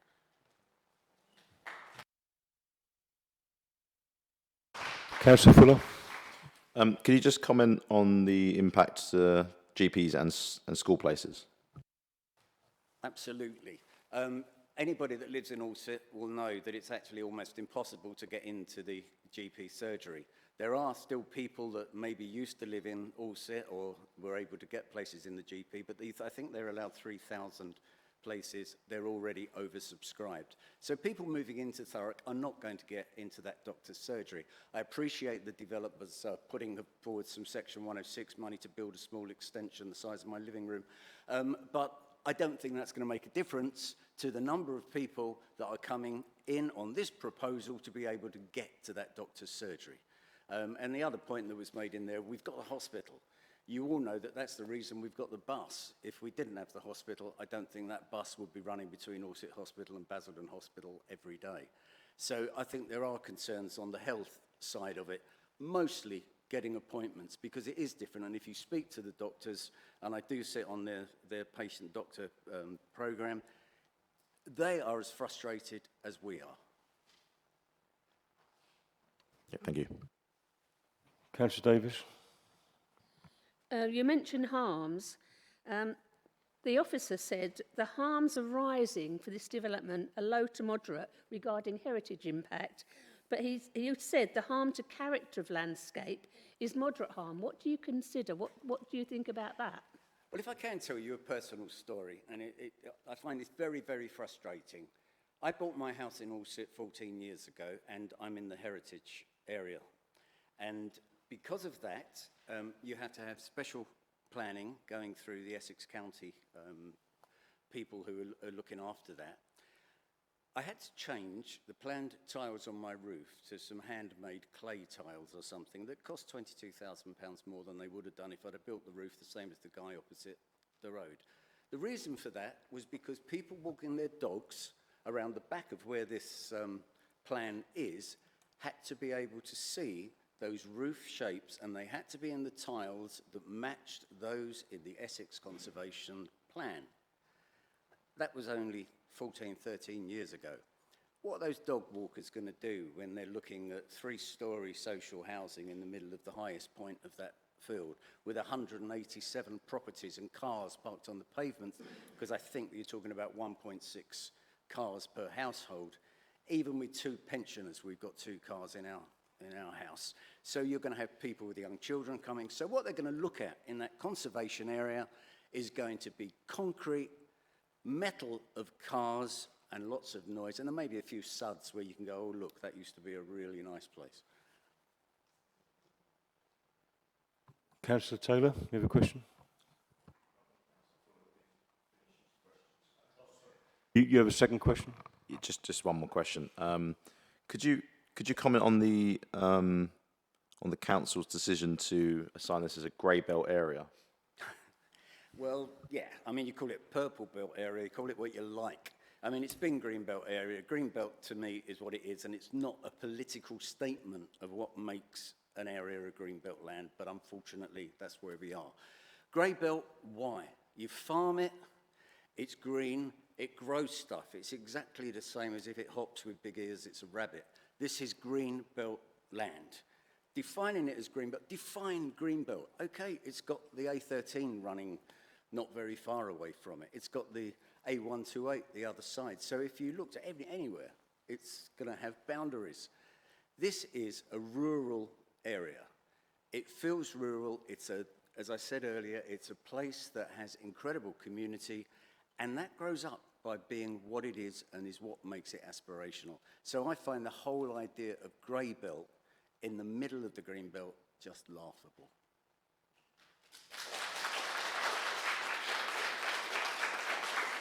Councillor Taylor. Thanks, Chair. Alan, one of the questions that Councillor Fuller asked, which he asked 2 questions. He asked one of them was about doctors and hospitals. The other one was about schools, which was actually what I was going to ask you about. So, and somewhere that got lost. So, have you looked at what school places and so on? Councillor Taylor, I was always told answer the easy question and then try and divert. Yeah, education, as we know, is very difficult. And there have been some significant changes. I've got a specific interest in one area of education. I'm chairman of the trust that runs Treetops School. And as you know, Treetops is nationally recognised as an outstanding, not just by Ofsted, but within the education industry as an outstanding special educational needs school. It's something Thurrock is, or certainly has been, very, very proud of. And we have visitors coming from the United States and from other countries to look at how we are managing this with the number of children we've had. The school has grown significantly. We now have over 400 pupils at that school, 320 odd staff. It's a massive enterprise. We are full. We've got planning coming up for you to try and change some temporary buildings to be able to help Thurrock Council get more of the children with special educational needs into this environment that they need to thrive. We can't do them all. And at the moment, Thurrock Council has to send people outside of borough at a huge expense because we haven't got enough space. But 187 houses, 120 children, 13 with special needs, where are they going to go? Yes, we can put them into some of the mainstream schools that are going to get some other bits, but they haven't got the answer to the questions, particularly when it comes to autism. So I would say in answering that question, Councillor Taylor, it really is, we haven't got the space. We haven't got the infrastructure. It's like everything else we're trying to do. All we want to do is give somebody outline planning permission and then let them not build on it if they don't want to, but that threat lies over you all the time. Or you end up with how we did with the hospital estate, with an outline planning permission for 100 executive homes that fit into the aspirational nature of the village. We've got 212.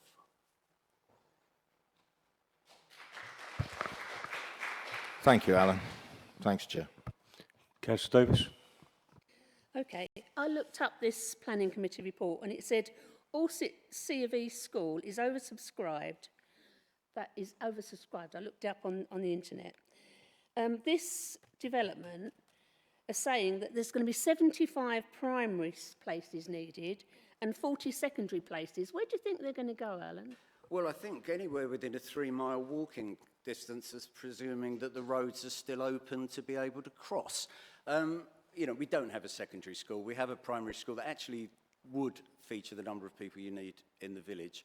But if you include the rest of Allsett, not just the village, and we talked about the Bonners earlier, a lot of the children from there come to this school. Some children come from Baldwin to the school. So Allsett school is popular. Some years it's up, some years it's down. Secondary is a challenge, of course, Stanford-le Hope or the new Allsett Heath is where people are going to. But frequently, children in the village have not been able to get into the Allsett primary school because it's full. So that's going to be causing more traffic problems. This year is probably not, but I think by the speed that people are building things, this year's vacancies are going to be filled up the following year.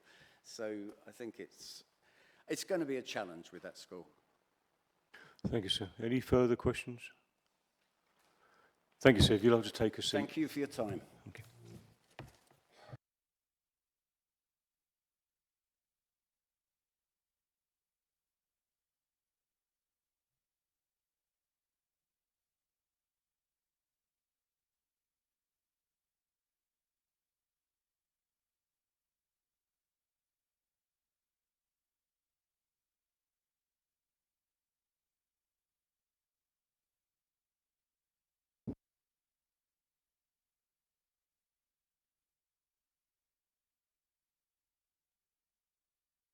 So thank you, Mr. Martin. You have 3 minutes.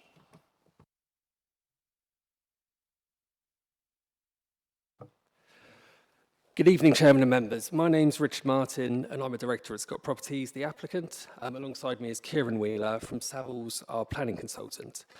I'd like to thank Ms. Stewart for the thorough report and presentation and for engaging positively during the application process. Since work began in 2016, we have worked proactively with officers and consultees to develop a well-designed and landscape-led scheme. We are pleased that the application comes to this committee with no technical objections and with a recommendation for approval. The heads of terms have been agreed for the 106 agreement, which will secure the requested obligations, and I would like to highlight the following benefits. The delivery of up to 187 new homes in what's been shown to be a sustainable location, providing a meaningful contribution towards housing delivery in the borough. 93 affordable homes to address local needs, developer contributions towards education and health services, off-site highways works to deliver improved walking and cycling facilities in Orsett, improvements to local bus infrastructure, the transfer of land for an extension to Orsett Recreation Ground, significant areas of new publicly accessible open space, and a net gain in biodiversity of at least 10%. Whilst this application is an outline form, we believe the proposals meet the high standards expected by the Council. The framework plan and parameter plans provide a strong basis from which the detailed design can be developed through a future reserve matters application. The officer's report concludes that the site does not contribute strongly to the relevant greenbelt purposes and comprises grey belt land. The application accords with paragraph 155 of the MPPF and the Golden Rules. Therefore, the scheme is not inappropriate development and will not result in greenbelt harm. On this basis, it is recommended that the planning permission should be granted, and this conclusion has been tested and verified via a legal opinion from senior counsel. Officers have also undertaken a separate very special circumstances assessment. This sets out the VSCs exist to justify the grant of planning permission, even if the site were not considered to be grey belt. This conclusion has also been tested and verified via a legal opinion from senior counsel. In summary, officers have concluded that the proposals are acceptable in planning policy terms, and the planning permission and the planning balance, weighs heavily in favour of the scheme. I therefore respectfully request that the application is approved in accordance with this recommendation. Thank you. Thank you for your report then, Mr. Martin. Could you introduce your colleague to us as well, please? Thank you, Chair. I'll introduce myself. I'm Kieran Wheeler. I'm Kieran from Wheeler. Savills, and I'm the agent for the applicant. Thank you. Thank you, sir. Do you have questions of Mr. Martin? Is there any additional? We heard quite a lot there from two applicants on I guess the harms of the application. Was there any comments you'd like to make on their specific issues that they raised?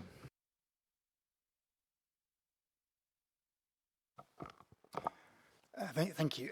Probably deal with heritage harm first. I think it's acknowledged that there will be some harm to heritage assets, but as officers have set out, that's of a less than substantial nature, and then we basically scale that, and that's between sort of low and moderate harm. That's to the setting. It's not to how one perceives the heritage assets. It's to the setting of those assets.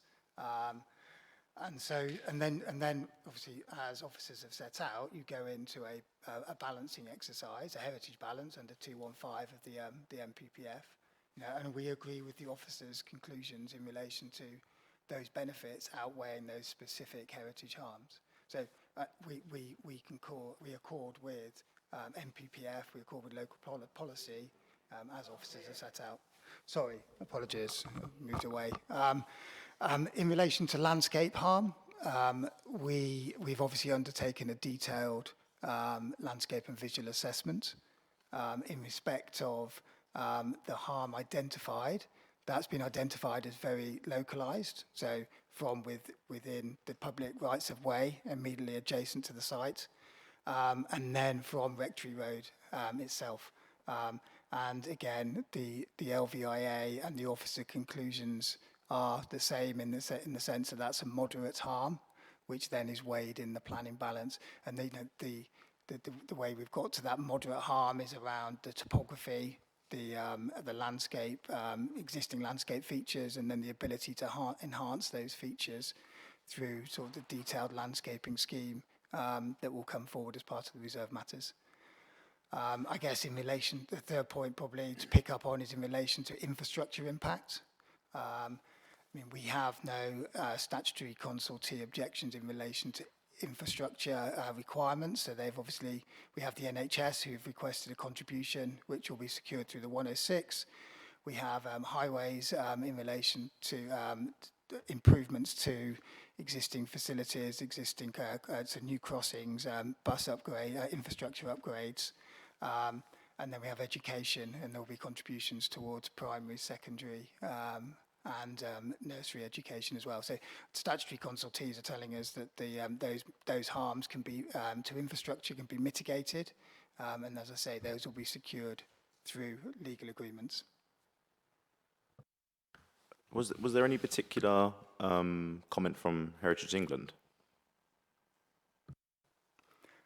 I don't think we've seen a consultation response from Historic England, no.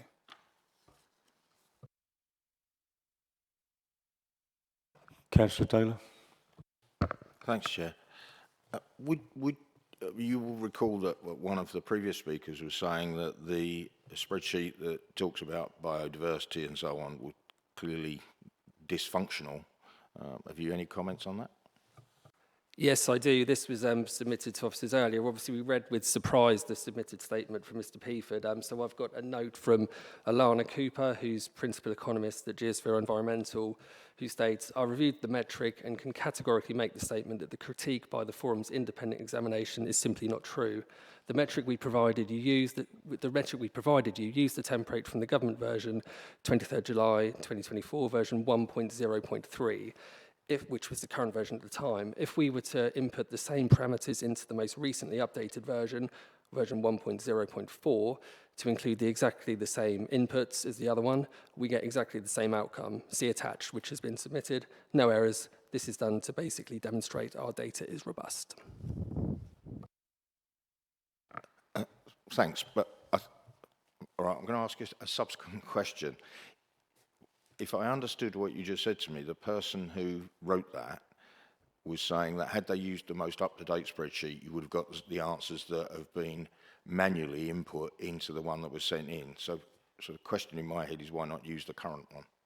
So this application was submitted over a year ago. It was submitted with the current version at the time. It's moved on one iteration since, but not to the extent. So the changes between 1.0.3 and 1.0.4 do not affect the calculations in relation to this site, and that's been submitted as evidence. Okay, thank you. I was under the impression it was the formulas that had been taken out. So I don't know. It's a question We've for David. seen no evidence of that. No, that's fine. Thank you. I've just got a question myself, Peggy. Thanks.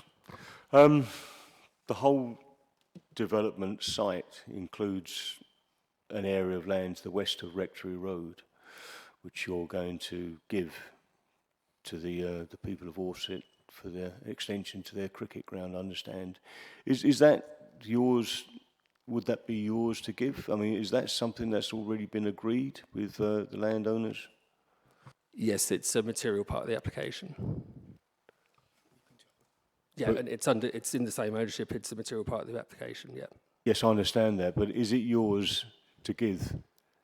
So we're not the landowner, we're the promoter. The landowner owns it. It's within the promotion agreement. It's within the planning application. It's within the Section 106 agreement, heads of terms. So yes is the answer. Thank you. Councillor Davis. Section 8.10.4 of this document, it says surface water, and this was mentioned before by one of the other speakers about the fens and the flooding. It says Anglian Water object to this application as the rate of discharge proposed does not align with Anglian Water's policy. So if they object to it, what's your answer to that? That is an outdated response which has been superseded by a more recent response, which I believe the officer can verify. So it's an update required to the report. I was going to interrupt. That was in an earlier version of a report and was correct at the time, but Anglian Water have withdrawn their objection. They are entirely satisfied with the method of surface water disposal. Okay, thanks, but we didn't get that alteration. We just had that one. Any further questions?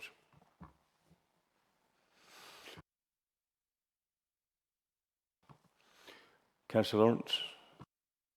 Yeah, you claim the site is sustainable, but given that there is basically one local shop within that entire village, how can you say it's sustainable?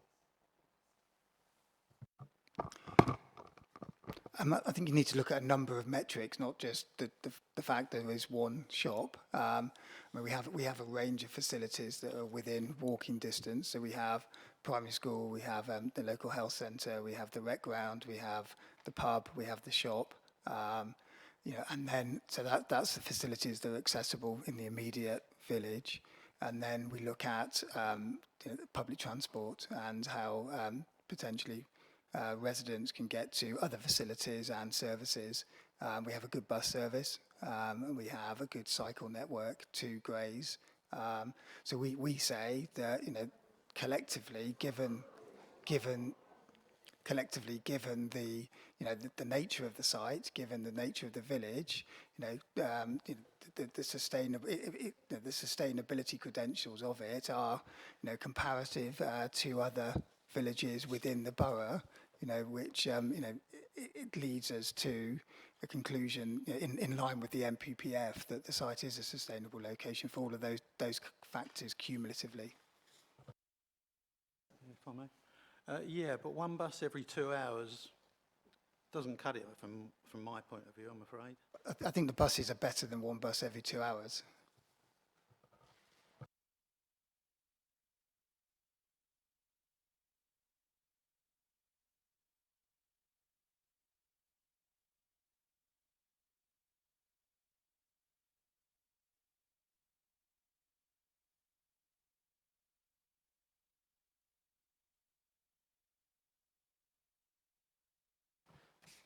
If there's no more questions, thank you, Mr. Wheeler. You may take a seat.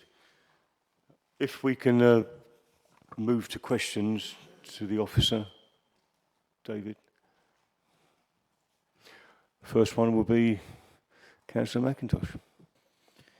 I'd like to know a little bit more about what the definition of sustainable is in this context. Because, of course, the thing that we've been talking about are the hospitals, the small shops. What makes it sustainable? There's not a set definition, unfortunately. It is a matter of reasoned planning judgment. And to make that, you have to determine, first of all, what facilities are available that can be accessed with non-car forms of travel. And I think the applicant has answered that. In terms of the local shop, it provides for day-to-day needs. Clearly, it doesn't provide for a large grocery shop that everybody does, probably once a week, I don't know, and probably would have to use the car or order online. Having said that, that shop provides postal services. In addition to the facilities, one has to look at whether there is a reasonable, viable option to travel by means of other than the car. And in this case, Alsett, which is accepted as being a rural village, has, relatively speaking, and compared to other rural villages of similar size, not only in Essex but throughout the country, has got a good level of service. Now, by good level, it means, can you reasonably carry out that function using those services? And we have determined that the answer to that is yes. You can plan your journeys and carry out those journeys by non-car if you so desire. So it's a combination of what is reasonably locally available, what is available in the wider vicinity, but available and accessible by non-car means, and one has to look at the relative frequency of bus services, and I just point out that that's dealt with in section 13 of the report. Thank you for the clarification there.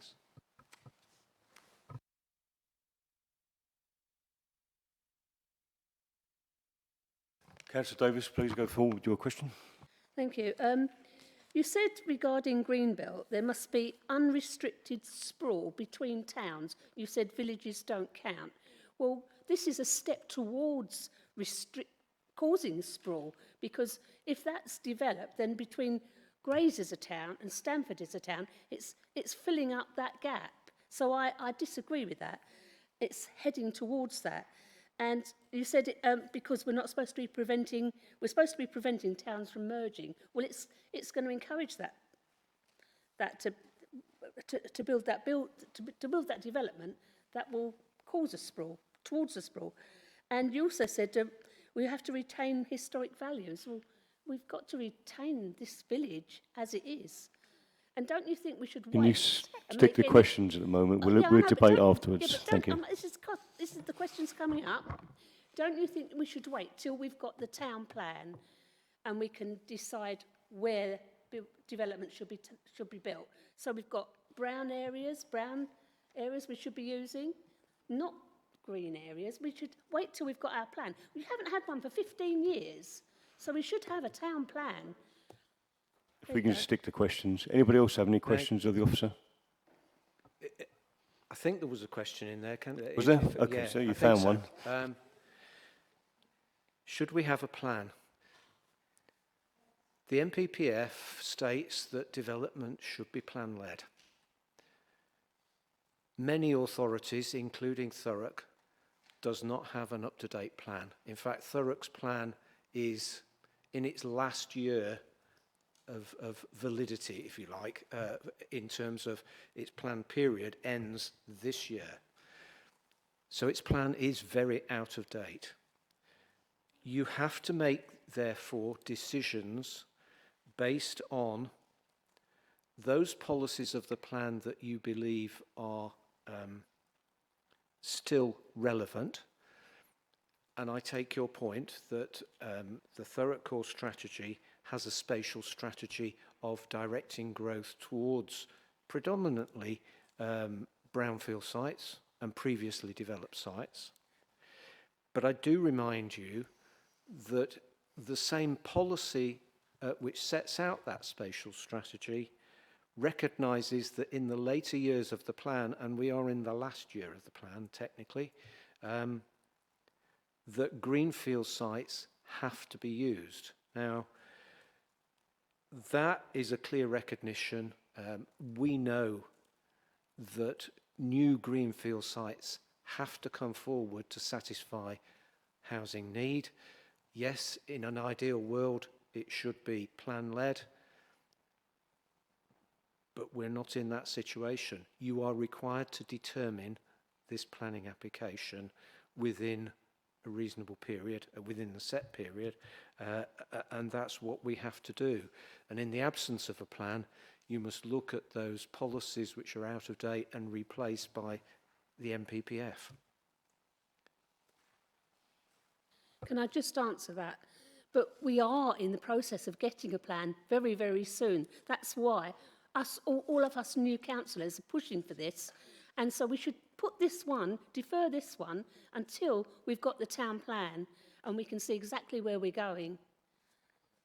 I know that wasn't a question, but I will respond. And that is that you have a plan which might be forthcoming for public consultation this year. It will go to public examination next year and might be adopted maybe by the end of next year. That's a long time. In fact, that's an optimistic timetable, probably.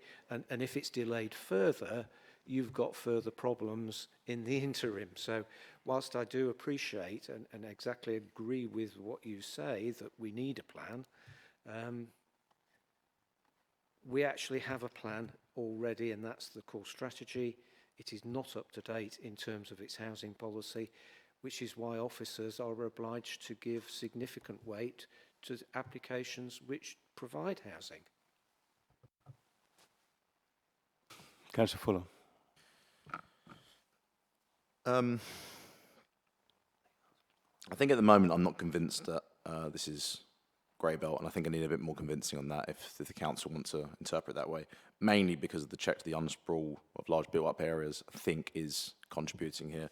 I think listed in 13.4.4, the grey belt must not strongly contribute to purposes A, B, or D of the MPPF 143. I'm not convinced of that at the moment. So I guess I offer you the chance to maybe try to convince us a bit more, because this just doesn't seem like it's grey belt. I don't know what you believe grey belt is, but grey belt is very clearly defined in the MPPF and in the annex, in the definition glossary. And we have to abide by that requirement. With regard to whether this is urban sprawl, it is clearly a large development that extends adjacent to the settlement but moves the boundary of the settlement. I don't have a problem with that in terms of that's what will happen if you approve this. Is it large urban sprawl? The definition provided in the planning practice guidance is very, very clear. Villages are not large built-up areas, and therefore they cannot contribute to large urban sprawl, right? And the same with regard to the merging of towns. You know, I ran through the argument before that Orsett isn't a town.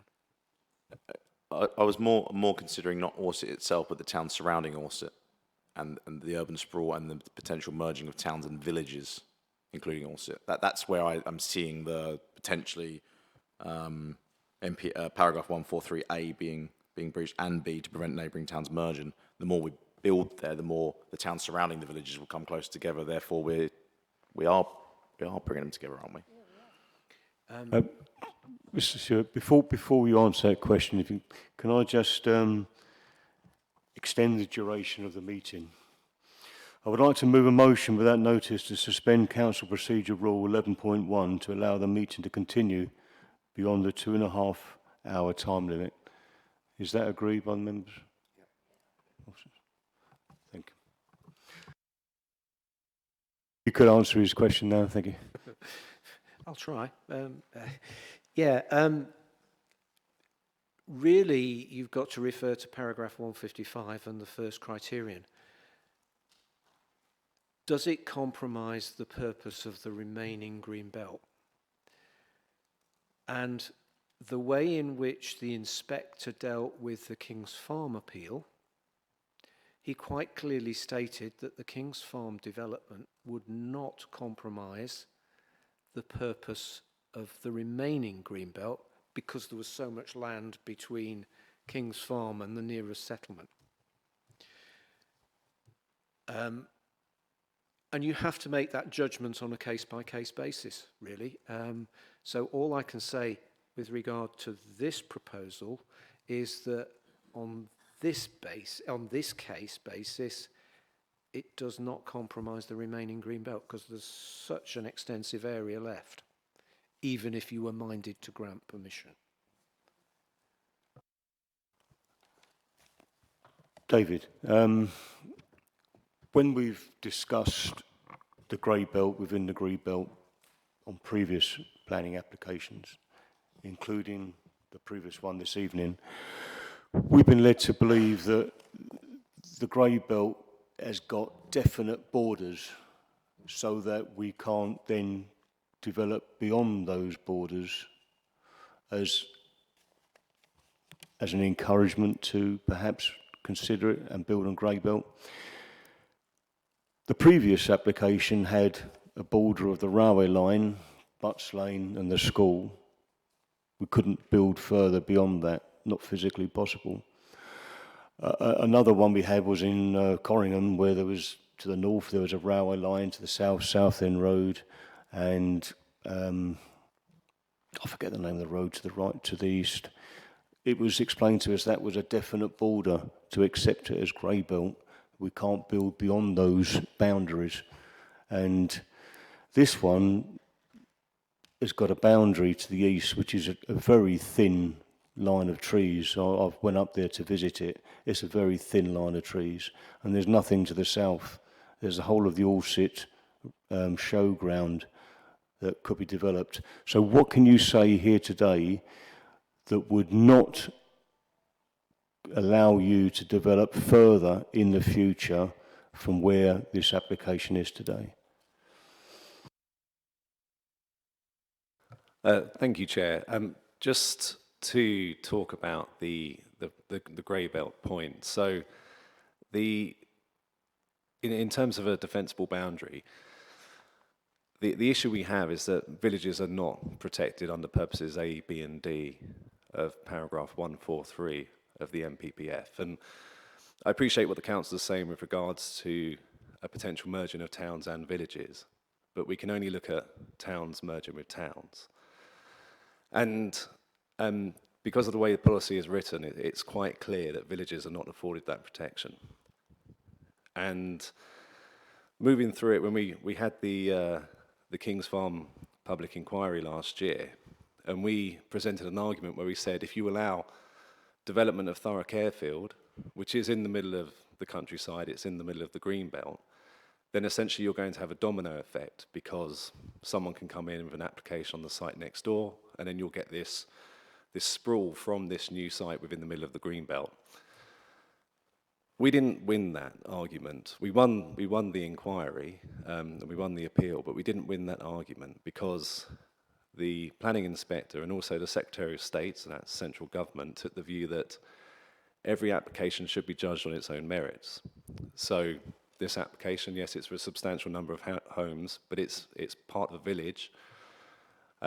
Grey belt doesn't take into account villages, and we've run this domino effect argument where we said there's not going to be anything that's going to stop the field next door coming forward. And we've lost that. And this appeal decision is very material to how we consider these applications. When we first looked at this application, we didn't consider it to be grey belt. That appeal decision is monumental, really, when we have to look at these.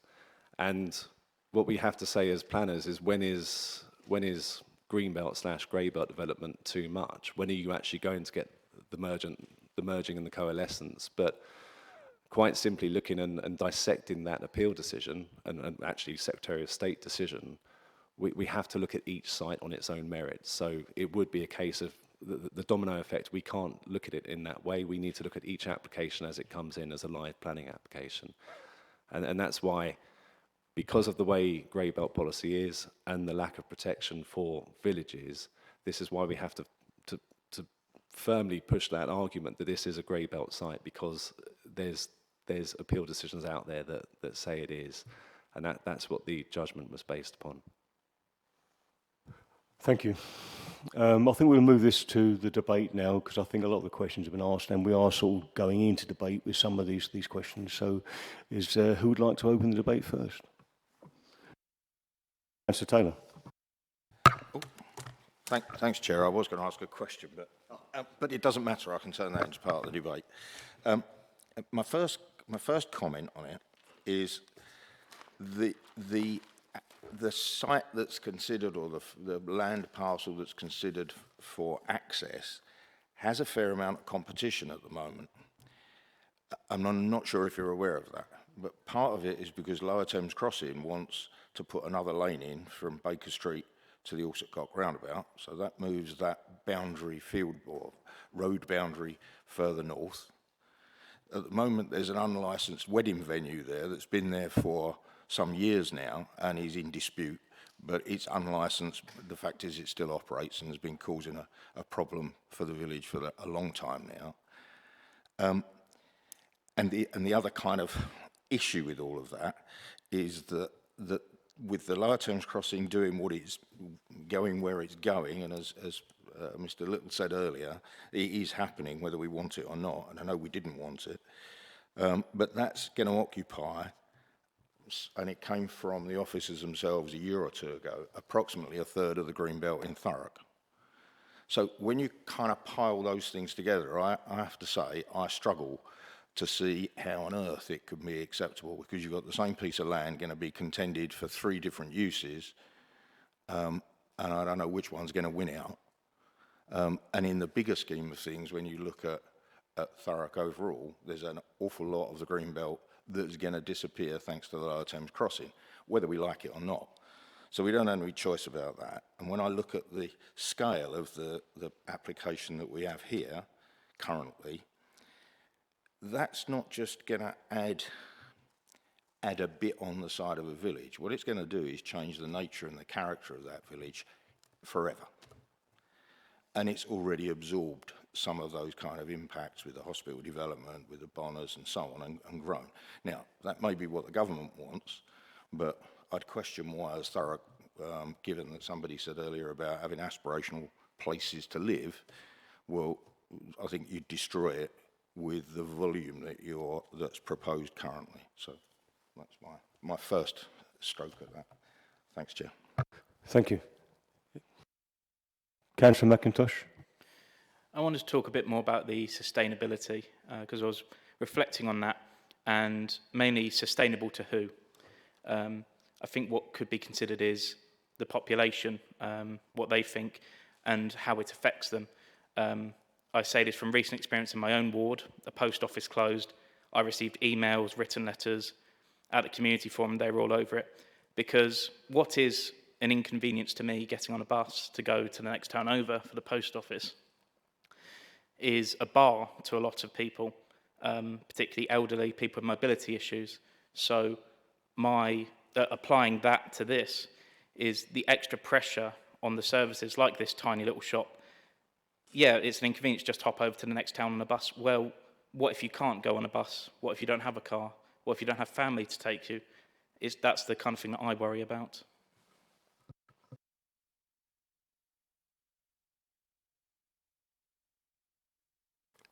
Anyone else like to add to the debate? Then I'd like to say that I'm very concerned about this one, because I've been led to believe that Greybelt has definable borders, barriers to prevent further extensive adding on developments in the future. We saw the similar situation in the Baker Street development, which is going to judicial review. If we lose that one, that means that area will be encroaching almost upon Orsett as well, and Orsett will get bigger and bigger and bigger, because obviously around Orsett is lots of greenbelt land. It's going to be taken over, because I imagine that they'll start saying, well, this area of the greenbelt is now grey belt because of, and it's still not a town. It will be eventually if they keep adding on and adding on and adding on. So and the sustainability, the bus service, the small shop, the reliance, it will be the reliance on motor vehicles, the road getting far busier. I just don't like this one at the moment.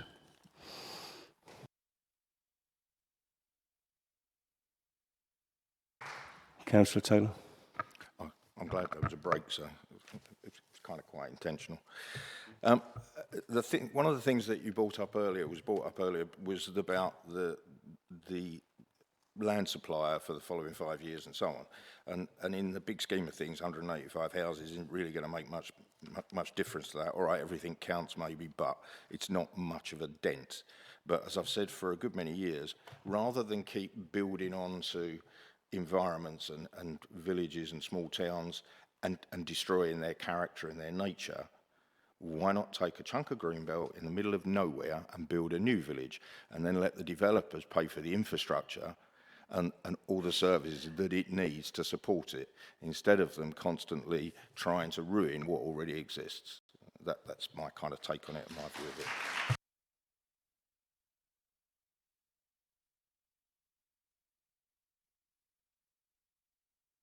Well, if there's no further debate, we can move on to the recommendation.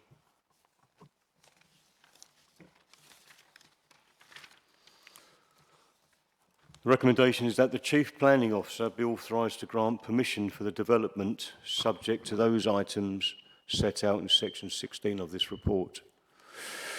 A completion of a Section 106 obligation agreement in accordance with the heads of terms as set out in Section 16. And B, conditions. C, if during the course of the committee's determination the development is considered to constitute inappropriate development within the Greenbelt and planning permission is to be granted on the basis of very special circumstances, the application shall first be referred to the Secretary of State in accordance with the Town and Country Planning Consultation England Direction 2021 before any decision is issued. And if the freehold owner shall fail to enter into such an agreement, the Chief Planning Officer shall be authorised to refuse permission following the expiration of a 6-month period from the date of Planning Committee. Do I have a proposer for the recommendation?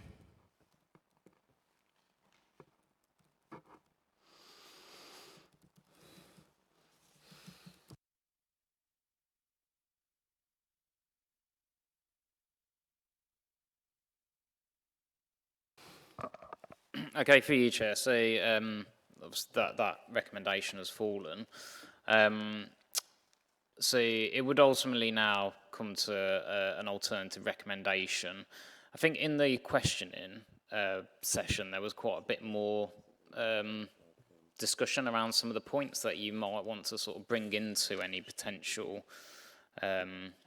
recommendation. So you particularly talked around kind of the heritage impacts and the sort of urbanising effects. An opportunity for members to do further debate on that if you wish, or alternatively you can move to a recommendation. Or I can sort of talk to what I heard, but I would need a few minutes because I'm just busy sort of typing that up.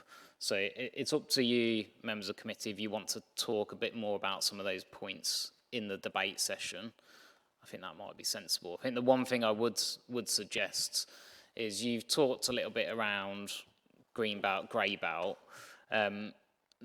Now, I think my advice is I don't consider that members have sufficiently tackled that element of the application sufficient enough that I would be uncomfortable with the amount of assessment members have done on that. In particular, if you do not consider it grey belt, what about very special circumstances applying to the site? Have you considered that in sufficient detail? I mean, some other points to sort of think about around the sort of heritage assessment, landscape assessment. You know, do you consider that those matters outweigh the benefits that are arising from the development? Now, if members come to that conclusion, fine, but they're elements that you may wish to consider. So back over to committee. If you want me to pull further points, I will just need a few minutes.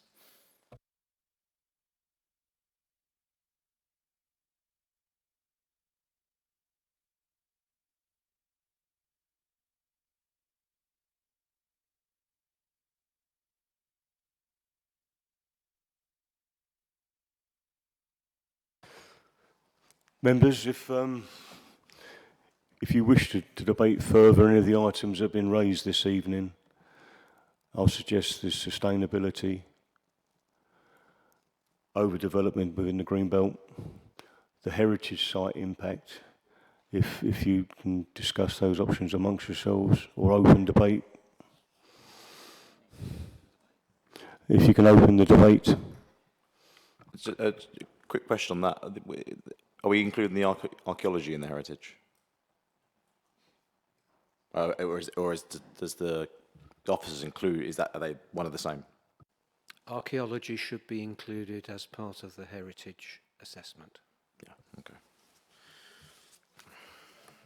So, sorry, members. So, I think, yes, archaeology is an element of heritage. I think if you were... one thing I would say with the archaeology element is ultimately you can deal with that through conditions. Okay, so within the committee report, the archaeology advisor identifies that effectively there's a gap in the submission, but then recommends a suite of conditions. In terms of heritage impacts, you can consider that independently if you wish. That is a subjective judgment that you can kind of come to. But I can talk to that if needed.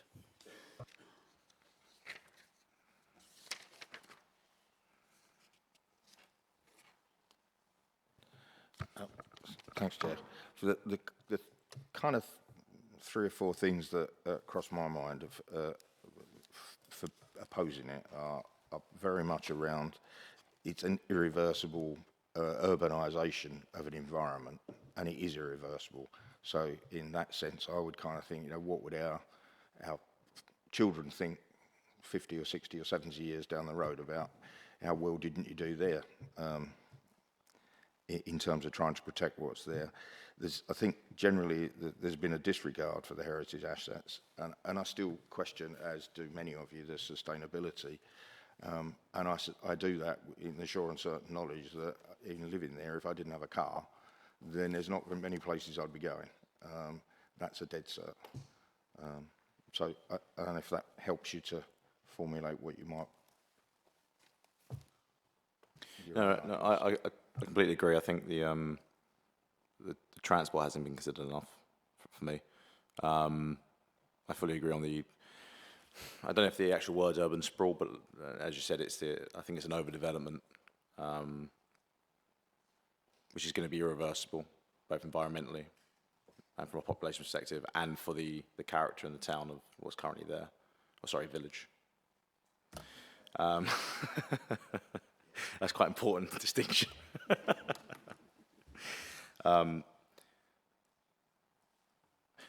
So I think, you know, if we have no proposal and it's failed and we have to move to offer an alternative recommendation, it's that the points that have been raised around environment, heritage, transport, and overdevelopment, as in the various discussions, have to be noted and put in for the recommendation to refuse. If that works, actually.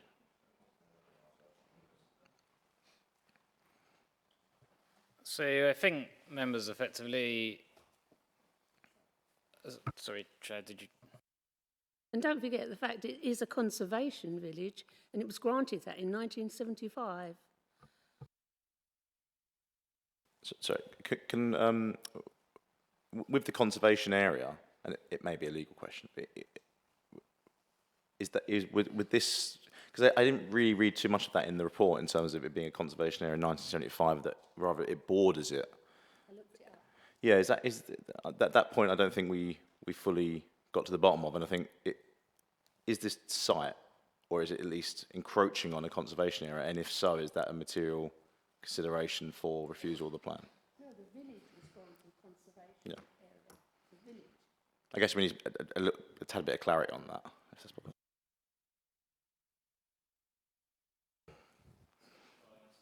Yeah. Yep. So also conservation area is a material consideration that you can take account of. And when this development will become part of that conservation area, and the conservation area will extend into this new town, new development.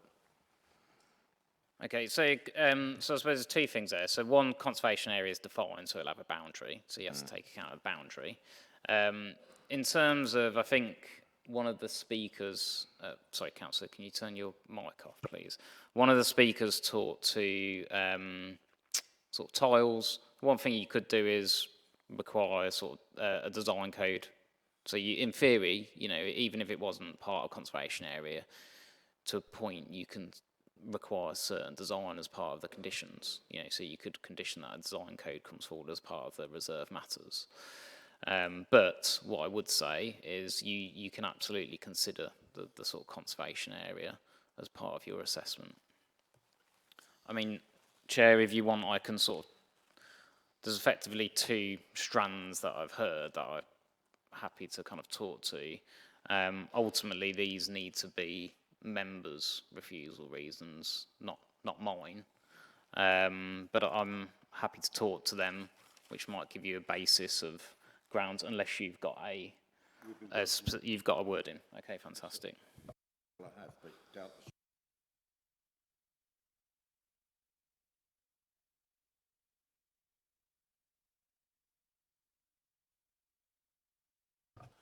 The permanent and irreversible urbanisation of what's a village, it's just very quickly stops becoming a village. The sort of disregard of the heritage assets Sustainability, I still think's an issue, and I think it's the proximity to the conservation area. So it's not, there's no soft boundary between them. It's kind of conservation area, bang, yeah, would be another development. Does that help? Yeah, no, that's very helpful, thank you. So, I suppose the first thing to say, obviously, my advice is, you know, you've got the officer recommendations. So, based on what I've heard from members, I think there's effectively 2 grounds that I consider to be material. Yes, and I think you've substantiated your reasons sufficient enough. Importantly, as I've said before, I don't consider you tackled sufficiently the greenbelt piece, so these 2 grounds don't cover those. I'll read them out as potential reasons, and then effectively you can take a view. So the first one is the proposal by virtue of the proposed quantum and resulting extent of housing, hard standing, and also the encroachment into open countryside would introduce an incongruous and urbanising form of development that would erode the open countryside edge of village and its contribution to the wider village setting. The proposal would fail to respect the established pattern of development and locally distinctive character of the village, resulting in unacceptable harm to its intrinsic rural qualities, is therefore contrary to local plan policies and national planning policy framework elements which seek to ensure development is sympathetic to local character and landscape setting. So that's effectively the first reason based on what you've talked about that I've identified. And the other point there, if members vote on a recommendation to defer, we request delegated authority to agree the final wording via the chair and vice chair. And then the second reason effectively relates to that kind of heritage asset. So similar sort of words at the start. So the proposed development by reason of its scale and extent along open and undeveloped lands on the eastern edge of Orsett would result in urbanising impact that would fail to preserve or enhance the character and appearance of Orsett conservation area and result in less than substantial harm to the significance of this designated heritage asset. In accordance with paragraph 212 of the NPPF, National Planning Policy Framework, great weight should be given to the asset's conservation. The local planning authority consider that the public benefits arising from the proposal are insufficient to outweigh the identified harm and is therefore contrary to paragraph 215 of the National Planning Policy Framework and policies within the council's local plan. So they're effectively the 2 reasons that, based on your debate, that I think are material planning considerations. So you'll note that there's nothing in there on Greenbelt, there's nothing in there on the archaeology either. So it's over to members if they wish to pursue those reasons. Someone would have to propose them and second them.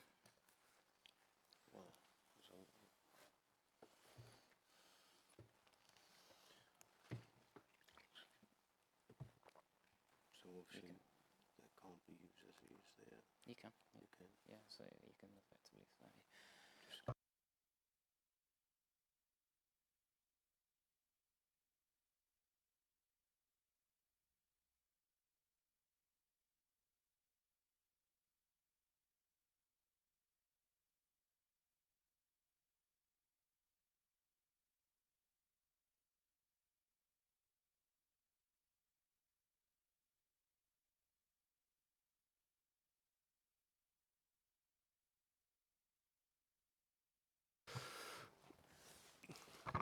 Well, Ash has very kindly put into some very impressive words what it is we've been debating, you know, which we can only thank him for. Understanding what it is that we're proposing, have I got a proposer for it? Thank you. That's Councillor Jack Fuller. And do I have a seconder? Oh, who shall I go for? Councillor Mumford, I think it's hand up very quick there.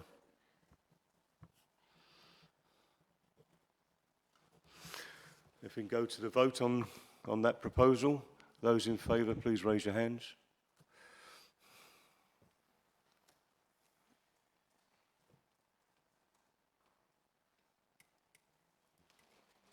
Thank you. That recommendation is passed.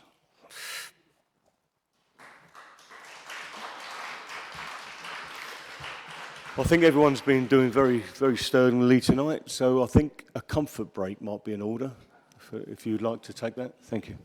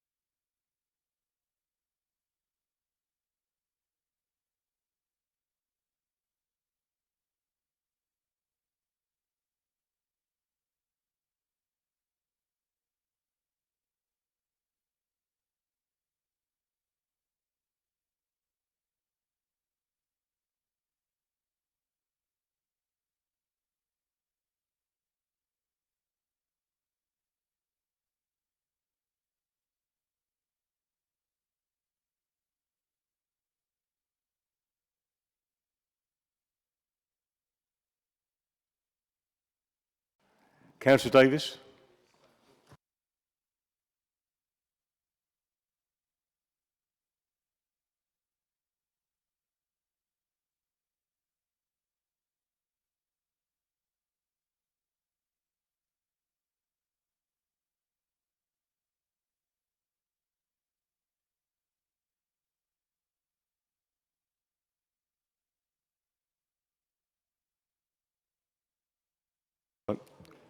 Item 8 on the agenda, 24-01115 full, is the former Vosa site, Tank Hill Road, Purfleet-on-Thames.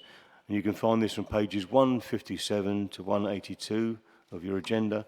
Can I please ask Lucy Mannion to present the report? Thank you. Thank you, Chair. So this application is for, as the Chair said, for the former Vehicle and Operator Standards Agency site in Tank Hill Road in Purfleet. So the application is for full planning permission for the flexible use of the site for trailer parking and or open storage for 24-hour use, including repairing of existing and provision of new hard standing, together with landscaping improvements, acoustic fencing, site office, external lighting, parking, and all other associated works. The application is part retrospective as the site is currently used for HGV storage. The new elements to the proposal are repairing of the existing and provision of new hard standing, the landscaping improvements, acoustic fence, as I said before, site office, external lighting and parking. There's a couple of updates. For condition 12, as in the published report, the as-built SUDS features, part A should refer to within 6 months rather than within 3 months. And the other update is, so members are aware, there was a petition submitted by Councillor Aaron Green on Wednesday last week. This was not created on the council template, nor did it include any data as to whether the people who signed the petition were aware or happy to have their details shared on the council's website. So planning department took legal advice, and the legal advice was to seek confirmation from the council's information services team. There's been no response from them as to whether it'll be acceptable to publish this petition. So therefore it can't be published on the council's website, and therefore this can't be taken into account. So this is the site location plan. So the site is located on the west side of Tank Hill Road, adjacent to an area of residential housing to the southwest.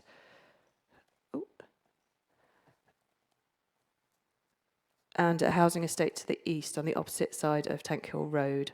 The site is bounded to the north by green open space, a skate park and children's recreation area, beyond which lies the Mardyke, with Rainham Marshes to the west.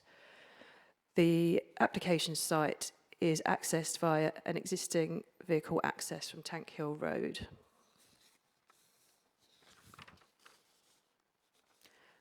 The site is not designated within the current core strategy or draft local plan for housing or industrial commercial use. However, the site has been used as a testing site, which is a sui generis use for HGVs lawfully since at least the early 1990s until 2012. The 1.6 hectare site is partly within flood zone 3.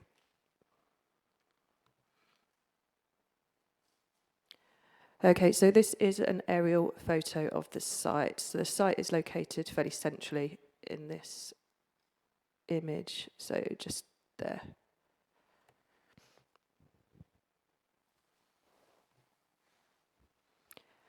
This plan shows one of the two proposed indicative layouts for a trailer park with the HGV parking at the site and landscaping.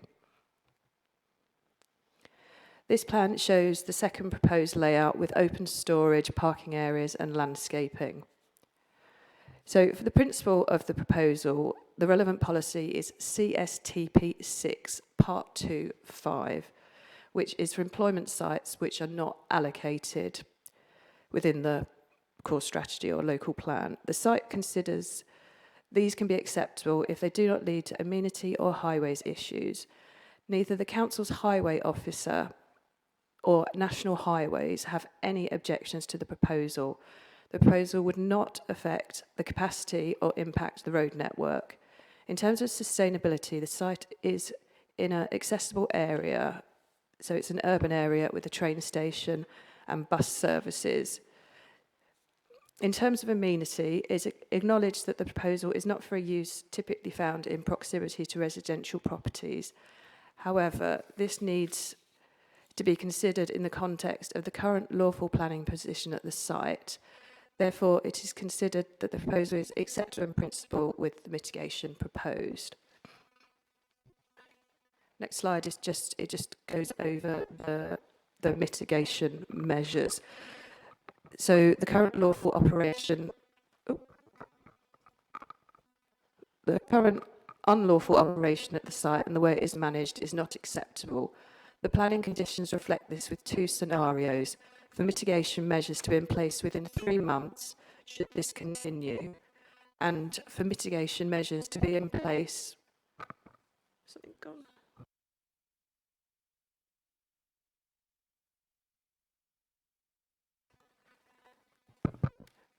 Oh, I think is it still right now? No, it's still fine.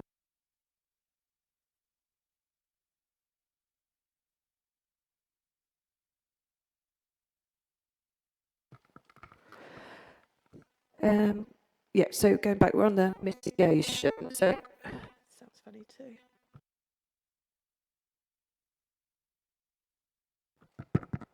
No, this one sounds all right.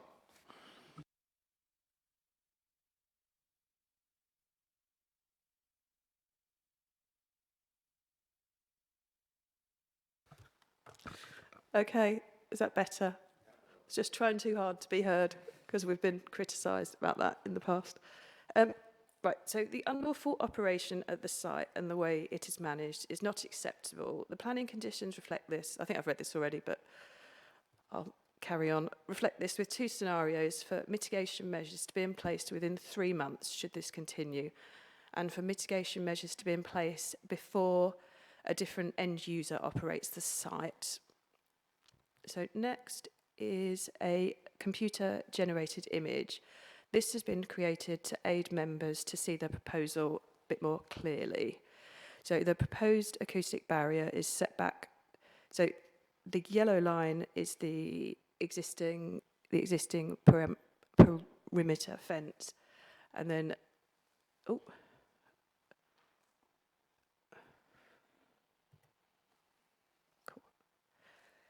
so the proposed acoustic barrier would be set back 3 metres from where the existing perimeter fence is, and then there's an area of planting in front of that to mitigate the effect of the acoustic barrier.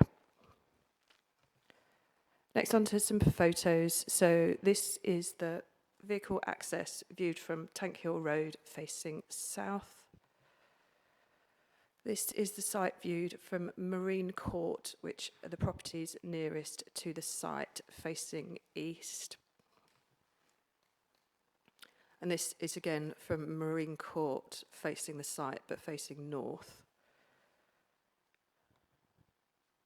And this is the site viewed from Marlow Avenue, which is across Tank Hill Road. So whilst the proposal is not designated within the core strategy as an employment site, policy CSTP6 allows non-designated sites to be used for commercial uses subject to amenity and highways considerations. It is considered that the proposed development meets these requirements due to the lawful use of the site and the mitigation measures which are proposed.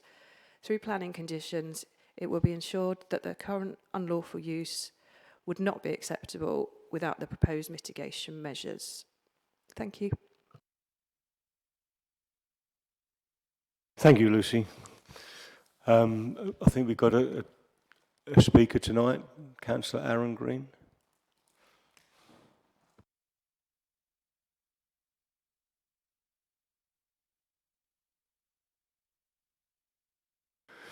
Thank you, Aaron. You have 3 minutes. Thank you, Chair. Thank you to the opportunity to speak. I'm here on behalf of the residents of Purfleet-on-Thames to object to this retrospective application of the old Vosa site. This development is already causing significant and unacceptable disturbance to the neighbouring communities. The site sits directly beside the Garrison Estate and opposite the Mardyke Estate areas, where residents should reasonably expect peace and ability to rest in their homes. However, the operation of this site as a 24-hour trailer park has resulted in constant nighttime disruption, heavy goods vehicles arriving, departing, idling and manoeuvring throughout the night. Residents are experiencing repeated sleep disturbance and this is now affecting their well-being and daily routines. The bright artificial light used on the site adds further intrusion, shining directly towards nearby homes. The National Planning Policy Framework is clear.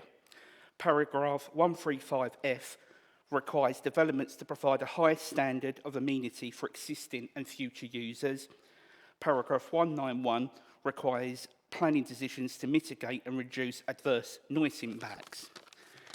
This application does not meet those requirements. A 24-hour HGV and trailer operation located metres from people's homes is simply incompatible with a residential environment. I also want to address the proposed 5-metre acoustic fence. Residents, alongside myself, do not believe this will resolve the problem. A fence of this height cannot block the low-flow frequency engine noise, reversing alarms, trailer coupling, or vibration generated by constant HGV movement. These sounds travel well beyond the boundary and will continue to do so. The fence also does nothing to address the intrusive lighting, and its scale would be visually overbearing for nearby homes. And if it were truly effective, residents reasonably ask why wasn't it installed earlier, given the long-standing complaints. Chair, members, the level of noise, activity and lighting associated with this use is not compatible with the surrounding residential area. It is already causing harm, and improving this application would allow that harm to continue. For this reason, I respectfully ask the committee to refuse this application. Thank you. Thank you, Aaron. Does anybody have any questions for Aaron? Councillor Davis. You didn't mention the RS, Royal Society of Protection of Birds, which is right next door. And also, Purfleet is supposed to be a regeneration project. So how does that sit with you? Thank you, Councillor Davis. I think we've got too many. The RSPB, I tried to keep it within the National Planning Framework. The RSPB, yes, it would affect the noise with a lot of birds and the habitat. Yes, absolutely. But obviously, I wanted to keep it with the National Planning Framework, and you only get 3 minutes to talk. But I absolutely agree with you. Thank you. Can I ask a question? And it may come out when I ask the officers, just as someone who represents the residents, maybe I'll take your opinion, then I'll ask the officers. How close is the nearest house to the site in metres? I would say within 100 metres, maybe less. Yeah, very close. It's only because I saw the picture, and I don't think we can get it up now, but the picture that you showed in the presentation seemed, there was a indication it was 3 metres, and it looked like probably only about another 5 metres from that was the nearest house, and I thought, I just wanted to double check how close then, and someone who maybe has visited the site, how close that actually looks from the first window, the closest window, for example, to the site. Sorry, Councillor. I'm not very good with measurements, I'm not going to lie to you. It's very close. You could say within spitting distance. I more just wanted your testimony on what, yeah, that's fine. I understand. Councillor Taylor. Thanks, Chair. Hi, Aaron. Hiya. How long has it been operating? Or maybe the wrong question. When did the government leave the site? When did VOSA leave the site, roughly? I'm not going to lie, I don't know. Since I've been a councillor in 2023, I've always known it as a HGV park, and the main issues started, and I started getting complaints late end of 2023, beginning of 2024, when it started going to planning enforcement. Thanks, Aaron. Aaron, at the moment, I understand there's no planning that controls any of these, the noise or lights or any of these things that are causing a nuisance to the residents. Do you not see any benefit in this planning so that those things can be rectified with such things as the acoustic fence and the controlled lighting and a proper management plan which would be enforceable under planning? Thank you, Chair, and I get why you would be asking those questions. No, I don't, because the current restrictions that are currently being placed on the site, including the 5-metre fence, is not going to affect the noise. As I said in my speech, the noise will carry up, carry down, it just goes everywhere. The vibration of these lorries are going to go through the ground and affect people's houses. The nearest house just behind it, they get the vibration. No one can deny we need trailer parks to move haulage around the country.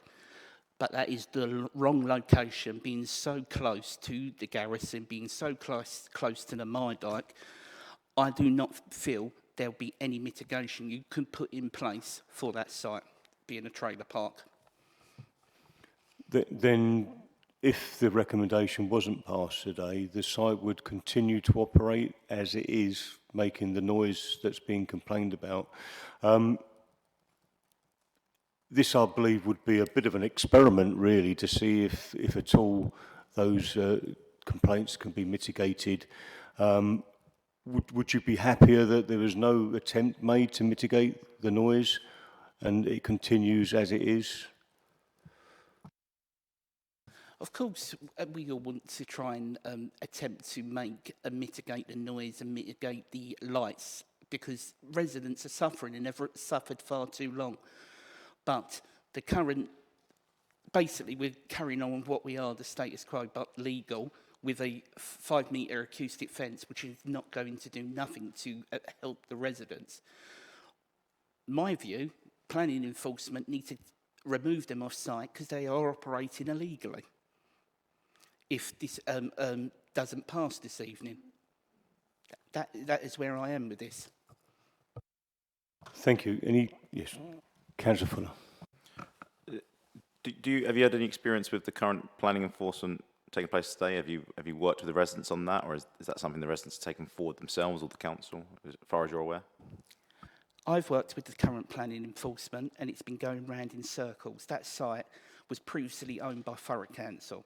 It was put into the to be sold as part of the, and we sold it as part of another bit of land. Since then, it's been sold, resold, sold, resold. That's why the issue has been. So now we've got a new owner who wants to make it legal, and you've got to respect them for trying to make it legal. But I still stand by my position. It shouldn't be there. Councillor Davis. Do you think it would be better used as a residential site? Personally, and obviously I'd have to speak to the residents because I'm a representative of the residents, maybe housing. Housing would probably be better at this current time with that precise location as an extension to the garrison. And maybe even the council might even try and buy it back and put it in social housing. There is options, but at the moment I do not feel this is the right thing for that location. Further question? I agree with you, because I went there today and had a look at it, and it's stuck right in the middle of all of these houses. And if you put a 5-metre fence up, I mean, those people, that's what they're going to have to look at. And it's going to be, it's going to be like a camp. It would be awful. And those people have got enough to suffer down there, and I think it would make a lovely... If we can save that for the debate, Peggy. And if there's no more questions, we've got another speaker. Thank you. Thank you.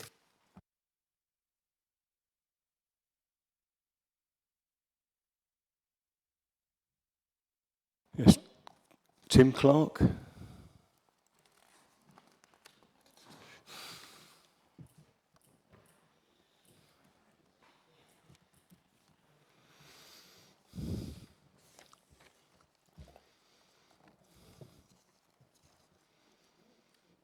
Let's get a few names here, I think.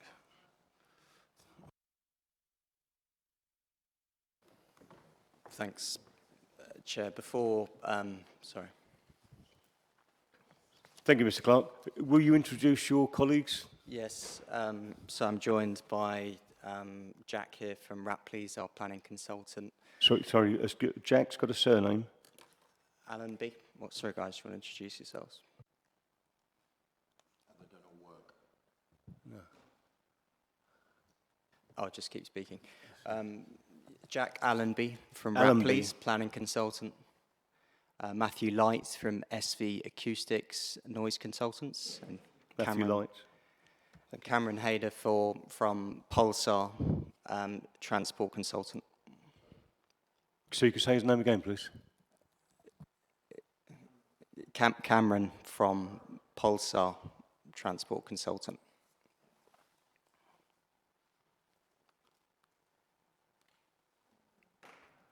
Right. Thank you. If you could go ahead with your report. Thank you, Chair, members of the committee.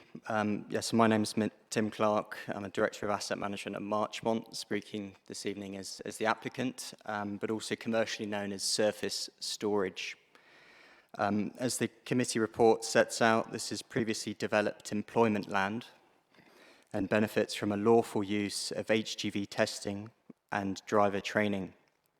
The site has therefore had strong commercial character of open storage and parking-related activity for nearly 3 decades, but has never been subject to planning restrictions to protect residents. We acquired the site in 2023, contrary to earlier comments, directly from Thurrock Council, and inherited the appalling conditions currently being faced by local residents and users of the site. It is very important for us to be a good neighbour, so we've been working tirelessly with officers to come up with an agreed package of measures to improve the site visually and to address the amenity issues currently faced by residents. We held a drop-in event earlier this year to hear concerns directly, and I sympathise with the issues and current operation has been causing for neighbours. We have further refined our proposals in response to that consultation. We believe our package of benefits will greatly enhance the situation for locals, including an acoustic barrier to protect residents from noise, screening of that barrier and the site behind it through the use of substantial landscaping buffer to improve its appearance, and within this initiative, 32 new trees will be planted. Welfare facilities to prevent antisocial behaviour on site, and sensitive lighting backed by a technical report. You will also see we have agreed with officers to sign up to an exhaustive list of within an operational management plan. This gives the council full control over how future occupiers of the site will operate for the very first time. In response to Councillor Green's comments, we appreciate and understand the issues faced by locals, which is why we are proposing an extensive number of site improvements in putting forward an amenity-led scheme, fully supported by technical assessments relating to matters including noise, vibrations and lighting, all of which have been scrutinised by technical officers at the council and found to be acceptable. We could not make these changes earlier because of the obvious need for planning permission. If I can speak briefly on the economic benefits of this scheme, it is of course very well used by an existing trailer operator that we hope to improve on that operation clearly through this application process. But the National Highways in 2023 issued a lorry parking assessment and found that unfortunately Thurrock Council featured as 7th worst in the country for providing lorry parking. It's unsurprising though, this borough is well known for its economic opportunities. Your 3 minutes is finished, if you'd like to summarise. Sorry, I'll wrap up. But that was recently addressed in the Thurrock Transport Report, which advocated the provision of more lorry parking. So in summary, we've agreed to all of the conditions your officers have recommended in their report, and we trust members are also able to support the scheme this evening. Thank you. Thank you for your report there. Any questions? I heard quite a good deal of talk about the sort of vibrations and the noise, which is good that's being considered. Something that came to mind for me is that you'd like to put in some external lights. What kind of lights are we talking about? Because if we're thinking big floodlights, are they going to be on 24/7 or motion sensor? What are we talking? Because I'm thinking light pollution kind of thing. Thank you for your question. Yeah, the application is supported by an external lighting report and detailed scheme, which details the layout of the lighting and exact specifications. That's been rigorously assessed by your environmental health officers who've found it will result in no impact. What's new is it's going to be LED lighting focused to the center of the site. It's going to have shading around the top to reduce spill, and so yeah, minimize impacts on neighbors compared to the existing situation. And that report and the associated plan is secured by, or would be secured by condition, so would need to be complied with by any occupier. Thank you very much. Evening. Can you just talk me through, since taking ownership of the site, which presumably since you've taken ownership of the site, can you talk me through the experience with the planning enforcement? And from what it seems, or is being at least presented, is that there has been illegal activity on the site, not illegal in sense of crime, but legal in sense of not authorised to undertake that work. Can you speak to that in a bit more detail? Yeah, so as you said, the current operation does not align with the lawful existing use. We were aware of that when we acquired the site. We saw clearly the economic benefits of its existing use, but wanted to immediately correct that situation and provide the residents with the protections they need through relevant mitigation methods. We've been working on that application for the past 2.5 years. So that's where we've arrived to today. We started with a pre-application process to fully appreciate the full extent of mitigation we'd have to carefully lay out and evidence-based before later submitting that eventually in 2024, so roughly a year after we acquired the site.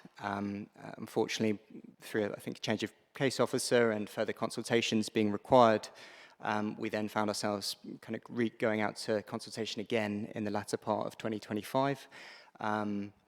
But working closely with the case officer, Lucy Mannion, to make sure that what we're eventually landing with is giving the residents the protections they need. How long have you owned the site for? We acquired it in August 2023, or October 2023.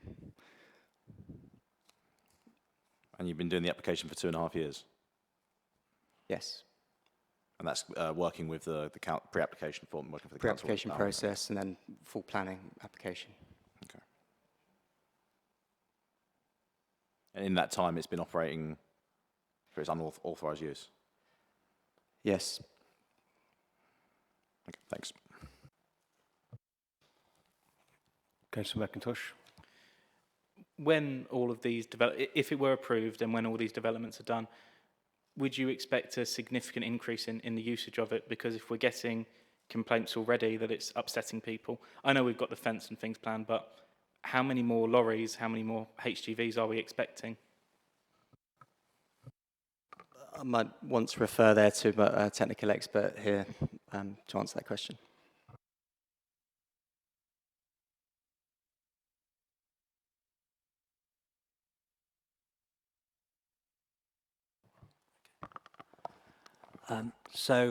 We've undertaken a transport assessment. We've scoped that with highways officers, and so we surveyed the existing site and its current use. We've also looked at an open storage site, and we've surveyed that to understand what that might generate. We also looked at a former VOSA, current DVSA site, which was very similar is very similar to the old VOSA site. And looking at those traffic numbers, the actual proposed scheme for the open storage would generate fewer trips compared to the current use and the previously consented VOSA use. I don't mean to press you, but how does that work? How can that result in fewer trips? I'd just like a bit more clarification, please. Yeah, sure. So when we undertook a survey of a DVSA site, which is very similar to the VOSA site, and we did a 24-hour traffic survey of that site, that site generated across the day 505 vehicle trips. So that's all vehicles. Okay, I do understand. Thank you very much. Fine. Councillor Davis. Okay, the application site was formerly used as an MOT testing site. What were the hours that worked? Are you aware how many hours that was open for? As to the opening hours of that operation, I don't believe it's detailed, but it was not subject to any restrictions on its hours of operations, similarly for number of vehicle trips as well. are you aware that that used to close about 5:30 in the evening? And you want to open a 24-hour lorry park with all the noise, all those poor people that live nearby? It's a big difference, isn't it? Yeah, we are aware of the hours that were operated with those. I think it's referenced in the committee report, I believe. The lawful permitted use, though, could have been 24 hours, and we acknowledge that is the existing scenario with occupiers, which through the measures we've looked to implement here, we've hopefully justified in our assessment and officers' scrutiny of those measures to make sure that it's not affecting the amenity that we're all collectively concerned about. Jack. A two-part question. Today, what is the current opening hours of the site for its unauthorised use, and what is the total capacity for HGVs? So the current operating hours of the site is 24/7. So it's already 24/7? The current operation on site today is 24/7. Yep. And the capacity of the HGVs? They haven't necessarily designated the spaces particularly well, but we've estimated circa about 110 HGV vehicles. In the option that Case Officer Lucy Mannion showed earlier, we were at 106 HGVs, along with other provisions for smaller vehicles as well. And after the application, let's say it is granted, does any of that change? So it would be 24/7 authorised, and the HGV parking capacity will be still 110. Within the proposals and the way that the case officer has set out this application, clearly we're in a scenario where there's an existing use that's immediately in breach, effectively, of the mitigation measures, which we need to very quickly implement. So within that will be an operational management plan showing the layout of the site for approval, which has to be submitted and approved within 3 months, I believe.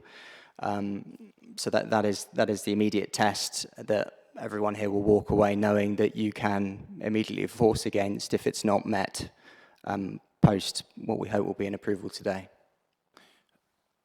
Okay. What will be the proposed capacity of HGV trucks for this site post-approval? 106. Within the initial design we've had, 106 HGV spaces. 106. So it's technically a reduction of 4 from today, because you said 110. Our estimate, yeah, there isn't. I think there's some double parking practices and things like that, which would naturally be ironed out within the operational management plan that would be subject to further approval. Okay, so there's no substantial plan to have double capacity, for example? No, and the reason why it's actually reducing is because we're creating a 3-metre buffer zone of landscaping along the southeast and southwest boundaries. So we're actually reducing the available capacity of HGVs on this site as a result of the mitigation measures we're advocating for. Councillor Taylor. Thanks, Chair. Just so we can carry on the past the parcel of the microphone, you might want to hand it to your acoustics person, since that's sort of been neglected somewhat. Are we there? Yeah. So obviously you have experience of this kind of an issue elsewhere, and therefore presumably have implemented a similar kind of solution somewhere else. How effective has that been? I know you're likely to say 100% effective, but realistically, how effective has that been in terms of protecting nearby neighbours or whoever's around that particular site? Thanks. Thank you for the question. Yeah, in regards to the mitigation for the noise barrier, we have seen that on other sites. And it is an effective measure. It's essentially what it's doing is blocking the path of the sound between the source and the receiver. And apologies. Yeah, that is an effective method if you can get the height to do that. So that's why it's been proposed at a metre, 5 metres. So to some extent, it absorbs the sound? It's not so much an absorption, but it blocks the sound. It puts a barrier in between it. You can get absorbing barriers, but essentially the barrier blocks the path of the sound. So the direct sound that you would get from a lorry, for instance, the direct sound would be blocked by that barrier. So presumably there's a kind of a decibel reduction in roughly what is that? That's quite hard to define because it depends on where your receiver and on the other side of the barrier you're going to get a higher reduction, and as you go further up it's less. So it's hard to put numbers on it, but approximately we would say something like 20 decibels if you're comparing ground floor and ground level and ground level sort of thing. Yes. Yeah. Have you a site that's relatively close to here, where this has been carried out?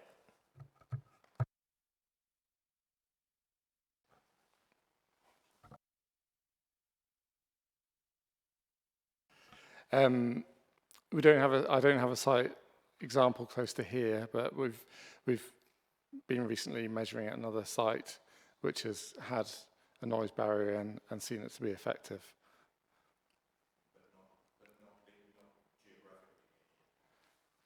No, not. Well, I haven't got an example of a site in Thurrock with that. Okay, that's fine. Thank you. Councillor Davis. You told Councillor Fuller that currently it's working as a 24-hour lorry park, but that's illegal, isn't it?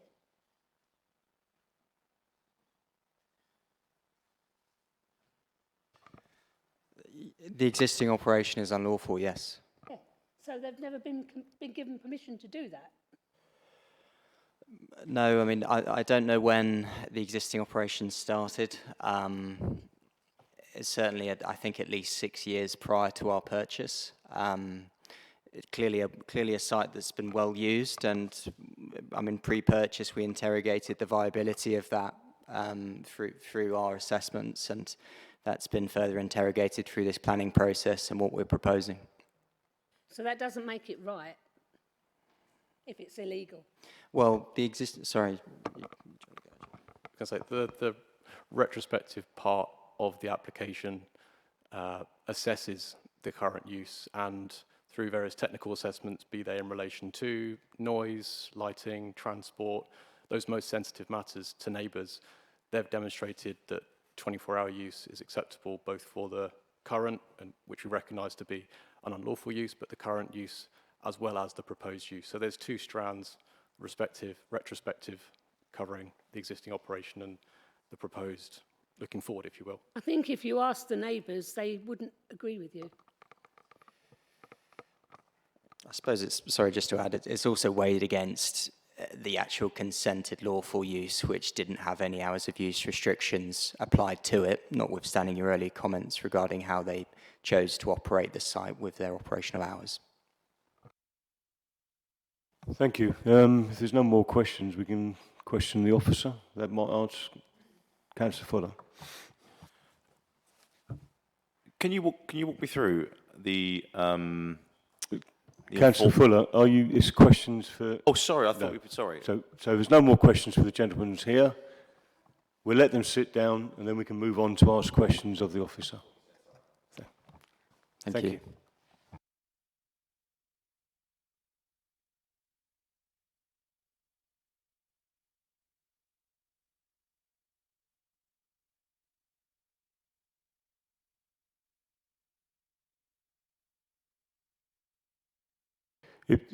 I'm sorry, sir, you weren't down to speak this evening.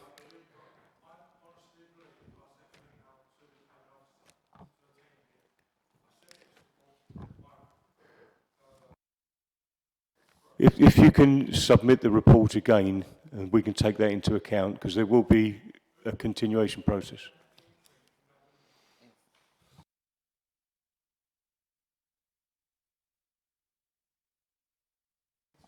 I've been advised that if we consider this as a procedure error, that we'll defer this for 5 minutes and then we can perhaps see what you've got there. Thank you.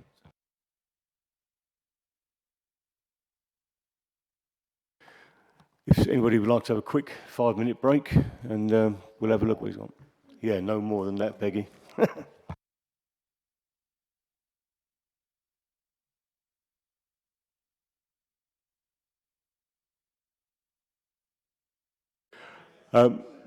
Because we haven't got a record of you submitting it, I'm afraid we can't hear that.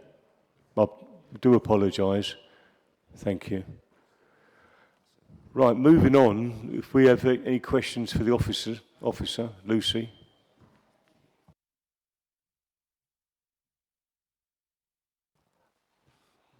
James, please go ahead. Okay.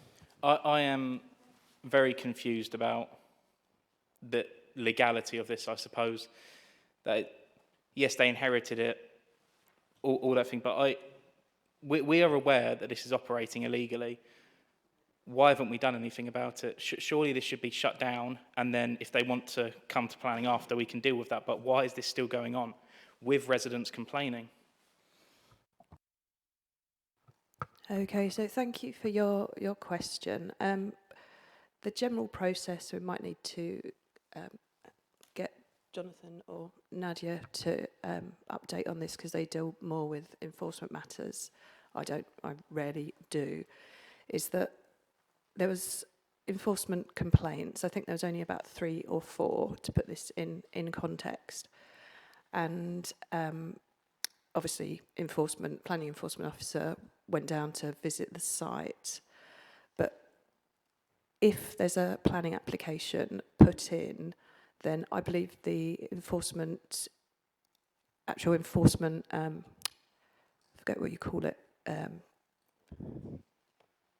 actions, are delayed until the planning application has been approved or not. And unfortunately, with this application, as the agents said, that there's been some unavoidable delays along the way with the planning application. So should the application be approved or refused, then there would be enforcement action, albeit within 3 months if the application is approved. Yeah, thank you. It just seems very strange that you're essentially allowed, you've been given permission, people have reported it, you have permission to operate an illegal business. That's what it seems like from my perspective. Especially if we approve this today, we've essentially said, fine, you can run your business illegally. James, can the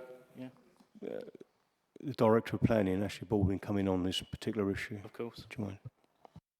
Yeah, so just a few, Chair, to supplement my colleague's answer. So with planning enforcement, Councillor, sorry, if I can just have your attention. So with planning enforcement matters, so sometimes businesses or residents develop something or may purchase something that doesn't have permission. So that's not necessarily unusual. So the way Thurrock operates its planning enforcement service is on a reactive basis. So we only react to enforcement complaints. So there's obviously been some complaints on this site which may well have sort of triggered in time the application. So that's effectively how the process works. And as Lucy's articulated, any actions are then paused if that unlawful use is sought to be regularised. And it's very common for businesses to continue their operations because they may well consider that their use will be granted permission. That's obviously up to them. And obviously, it's probably it will be in the business's interest to continue that operation. The reality is that sometimes we will do our enforcement investigation and deem that there's absolutely no way permission will be granted, and then we will progress to enforcement notices, stop notices, temporary stop notices. In this instance, the applicant has been willing to work with the council's enforcement team and the planning department to seek to regularise that unlawful use. Now, you may come to your conclusion that you don't deem that current use should be granted planning permission. And then what would then happen is we would have to consider how we move forward with that size. We'd have to kind of go back and work with the applicant. And it may be that we have to take enforcement action, but that is not a simple sort of process. But at this point, it's really application in front of you. Do you consider that should be granted planning permission? Do you consider the mitigations that they're seeking to put in place to be acceptable to mitigate those impacts? We'll see where you get to. But effectively, that's the kind of the process that we work through, Councillor. And thank you, that's some very good clarification there. It still seems very strange to me, maybe I'm just not understanding it, but if I just ask a simple question, that should we consider that this business has been operating illegally when considering to accept this planning application, or should we just ignore it and pretend like it doesn't matter? So you just need to consider the use that's been applied for. The fact that it's in operation, well, obviously that's not within the spirit of what we would like to see. However, you just need to make the decision based on what's in front of you, I'm afraid. Okay, thank you. Councillor Davis. Can I ask, has anyone from the council planners actually gone and had a look at the site, or more to the point, gone to a site very similar with the facilities they're talking about to see what actually does really happen in reality? I'm not against this actually being used as a lorry site, but what I am very much against, and which I don't like the idea of, is 24-hour use. I think that the residents there are going to be inconvenienced considerably, and it may have a big environmental impact, certainly on any birds or anything else that are in the area. One other thing I was going to ask is, what facilities does this place have? If we're talking about, it's like a small town with 110 big lorries in it and 110 guys, what toilet facilities, what eating facilities, what sleeping facilities, what do they actually have? Lucy, can you answer that question? I know there's a welfare unit there. What does that welfare unit provide? Yeah, so at the moment, there's quite a few points I want to pick up from what Councillor S. Davies has just raised, but with the welfare facilities, so at present, because the end user is, well, there's two scenarios. It could stay within who's using the site at the moment, but then the mitigation would be in place within 3 months as per the conditions, or it would be a different end user. So the proposal is for a kind of flexible, so the two plans that I showed you in the presentation were indicative. So it could be one of those, or it could be a mixture of those uses. But that's controlled by condition 1, which is a comprehensive operational management plan. So the final layout of the site needs to be submitted alongside all the other details. That's on. So at the moment, we can't say for definite, but welfare facilities are in the description, so they will be provided. You asked, shall I just go on in the list from what you've said, covering? Yeah. So I wasn't sure whether you were asking if a planning officer had been to the site, so the site we're discussing today. So of course we make site visits for all planning applications. A similar site? Oh, so a similar site with mitigation? Yeah. What? Yeah. Yeah.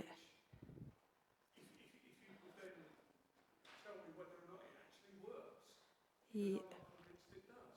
Okay, so I don't know of any similar sites that have got a acoustic barrier comparable to the one proposed, but as you know, we consult with lots of consultees on complex applications like this, and our environmental health acoustic officer has no objections to the proposal. Okay, but we don't actually know of anywhere then where this has actually been tried and tested. I don't off the top of my head, I'm afraid, but it's something we can possibly look into if the application's deferred.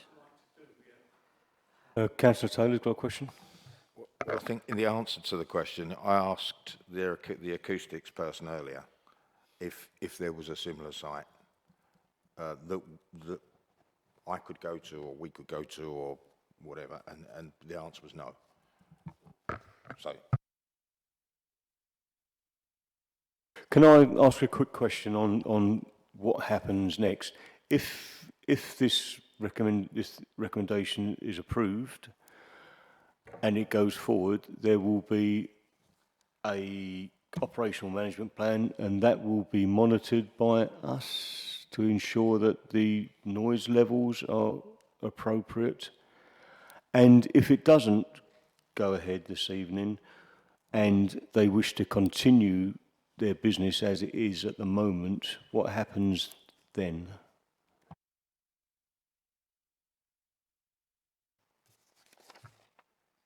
So that's kind of in two parts. So there's condition 1, which is the operational management plan, which covers a lot of details, but the actual noise itself is condition 5.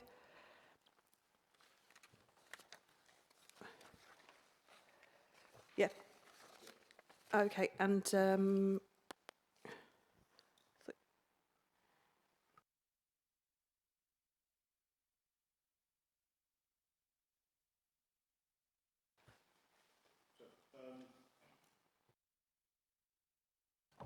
as I was saying, if the recommendation goes ahead this evening, then they will do what they've said they're going to do, i.e. the acoustic fence, the lighting, etc., and that will be assessed by ourselves. And if it's not as satisfactory, what action will we take then? okay, thank you. I knew you asked something else, but I forgot it. Sorry. Yeah. So the conditions which it's appropriate to are in 2 stages. So,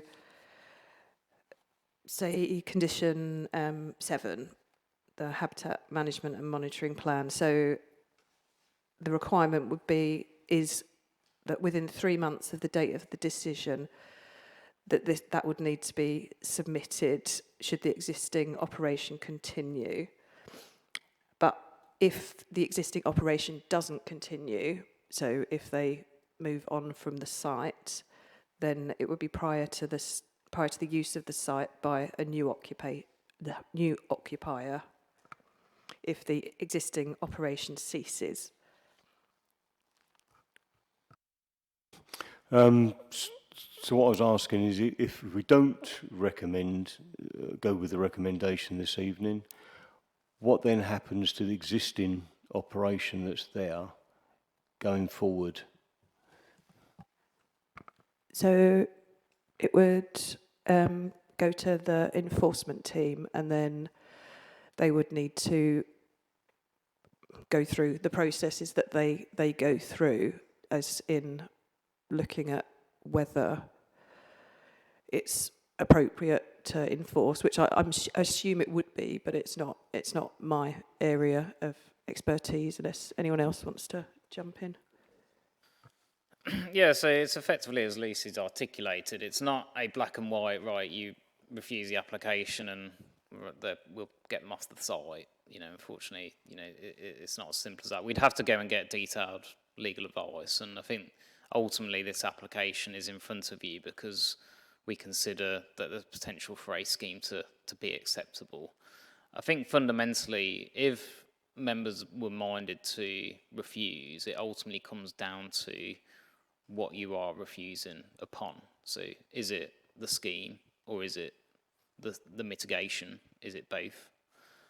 And then ultimately we would then have to take a view back. I mean, we would want to work with the owners and applicants, but it's all dependent on ultimately where committee go with the decision, depends on the action. But working on other enforcement cases, that they are inherently complex, we would require counsel, as in barrister support, in any movement forward with potential enforcement. And that's not an action that we would necessarily sort of encourage, but that's effectively how we would proceed if members were to refuse. Councillor Fuller. So I think this would be useful for the next debate session. In your presentation, which I think was the generated image, did you have that just quickly to hand, just a quick show? Hopefully.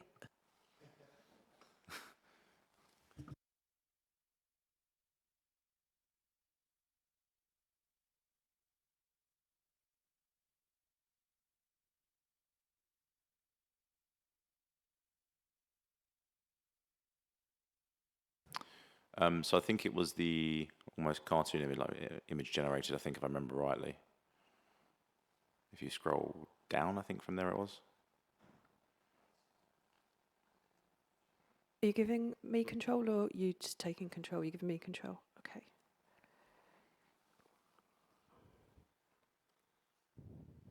This is correct, yeah.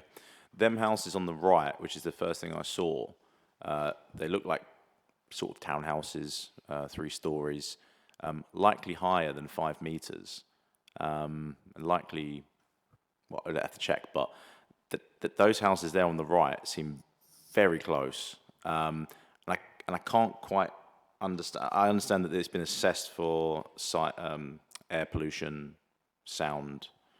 I can't quite. I mean, I have a job where I go to sites with HEVs around, and I can tell you for free, you won't be able to block the noise where them houses are. I can't understand how that's been assessed, and I'm struggling to understand who's assessed that and maybe their reasoning for it. And I think we're going to need that because there's no way I can see how the noise will stop at that tree line. Well, I think we're moving into debate there. So if there are no more direct questions, shall we move on to debate? You've got a direct question? Councillor Davis. As the planning officer actually undertook a survey to see how many children are born Can you direct your question to the officer? Sorry. Thank you. How many children are in those local houses right around that area? Because I certainly wouldn't want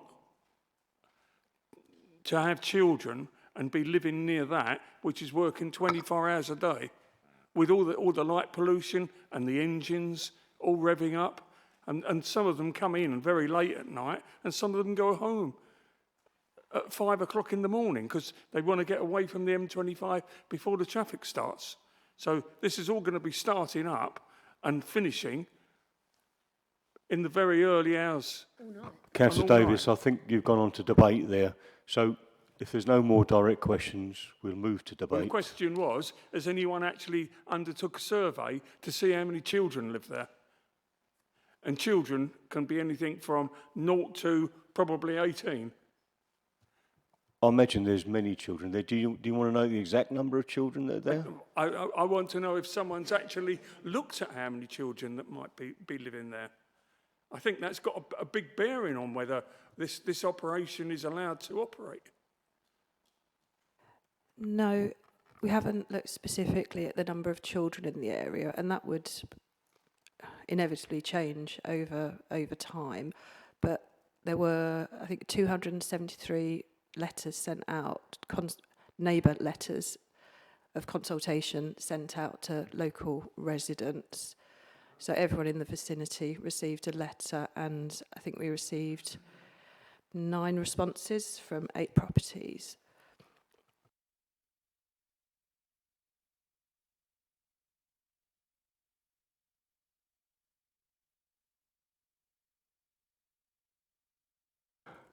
Okay, Councillor David, I think that's a debate article, really.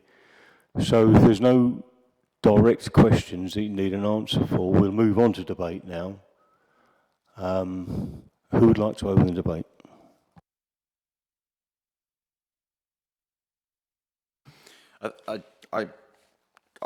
This application baffles me. It really does, and I don't think it's the council's fault. I'm it's just for its process. But we have a site that's been operating illegally under the current ownership for 3 years. I understand the application has gone in 2.5 years ago, so it's taken 2.5 years to get to this point whilst the site is operating illegally near the residents.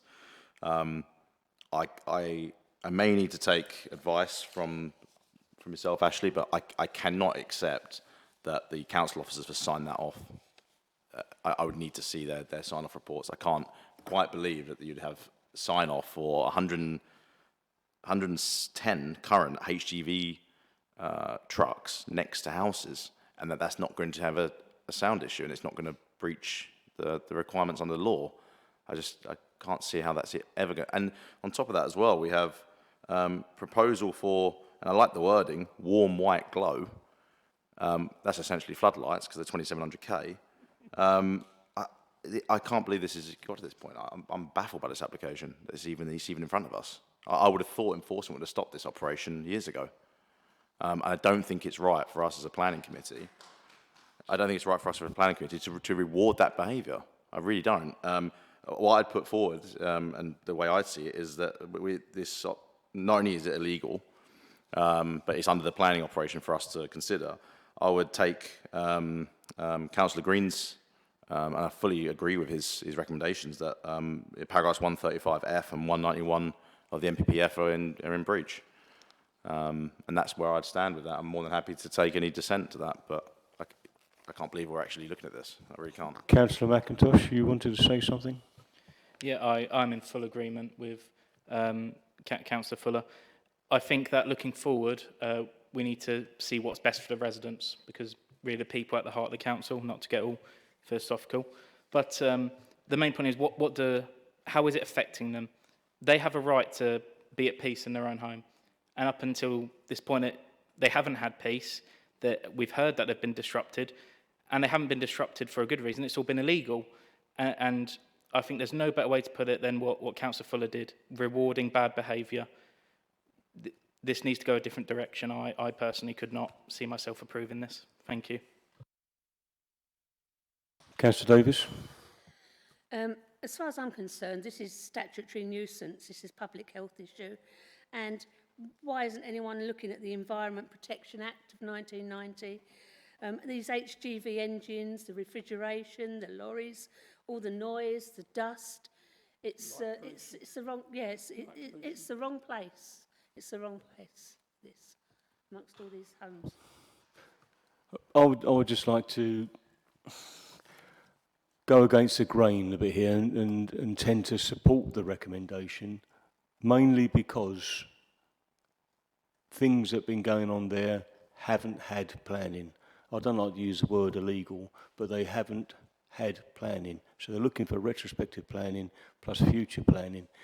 Now, with the things like the noise, there is mitigation being offered with the acoustic fence and the planting of trees. And the whole site, when I visited the site myself, it was very untidy. It needs an investment. It needs to be made into something useful. And we do need lorries. I mean, lorries move everything around that we use in our homes. Your three-piece suite, your fridge freezer, your widescreen TV, your food. And lorries and lorry drivers really are some heroes that don't get the support from the public that they should. And what I like about this particular idea is they'll have a welfare unit as well. So lorry drivers need some dignity also. So provided if planning was given for this, they do what they say they're going to do, and they do try to reduce the noise, reduce the light pollution, and do whatever they can to mitigate any complaints that may arise, because they're already arising, these complaints, but now they're wanting to do something about it. And that's an investment in that particular place, will create employment, and it will be an asset for Thurrock. So I'm inclined to support it at this stage. I fully agree with the sentiment of the HGV drivers and the whole industry. I work in that industry, so fully support it. I've seen multiple HGV parks all across the country. They're normally in industrial sites or they sit by the motorway. They're not normally sat in the middle of a residential area, and there's a good reason for that. So I just can't support it. It's not the right site. Fully agree that the economics, it works. I don't have any problems with that, but the site is totally wrong for the designated use, personally. Councillor Taylor? I'm in two minds. I don't like it at all. But historically, that site's been there since I recall back in the early 70s. So it's been there operating the same function. What it hasn't been doing is operating the same hours, but it has operated that function long before the houses were built around it. So it was there before the houses, which I have to have some empathy or sympathy for. But it's about sorry if it's all right, it's about the hours of operation, and I wonder if perhaps what would be more effective is to at least try to find some middle ground around the operating hours and the proposed mitigation. And I don't disagree with any of the things I've heard, but I'm just trying to think of a way forward that perhaps makes some sense. Thanks, Chair. One moment, Steve, because legal would like to come in with some advice for us. Yeah, just a couple of points. The first one is we shouldn't focus too hard on the enforcement side because that is an entirely different argument. What we're trying to do today is look at the merits on the planning grounds and whether we're going to grant it or not planning permission. So material planning considerations like residential amenity or the environmental impact that you've already highlighted would be something that would probably warrant more discussion. And the second point in regards to statutory nuisance, environmental enforcement, again, these are all different areas of law which they have their own merits and they have their own procedures, but they're not necessarily a planning consideration. So I fully understand where you're coming from, but we should keep it within the planning framework. Yeah, no, I fully accept that. I think that's just more of a wider context for the site itself, but personally for me, it's MPF paragraph 135, 191, or 135F, 191. I know the council considered it, but I would reject in mind that they would present that report for us to review as a minimum, because I can't see how you're going to block all that noise in a residential area. No way. And that is why the report is presented to members so they can then make their opinion. If Ashley can come in here with some more advice. So I appreciate we're in debate, members. See, talked about potential options, and while I don't want to necessarily encourage a deferral, that is something to sort of bear in mind, councillor. So you've mentioned a couple of times about seeing more information. So if members wanted to see more information, you could defer. I've checked the date of the expiry is next week, so there is obviously the risk that decision's taken out of our hands.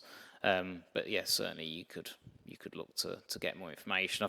In the report, appreciate it is sparse, but it does indicate that the acoustics officer, for example, has signed this off and is satisfied that the noise levels are lower than the lawful use. But appreciate, you may wish to see more information.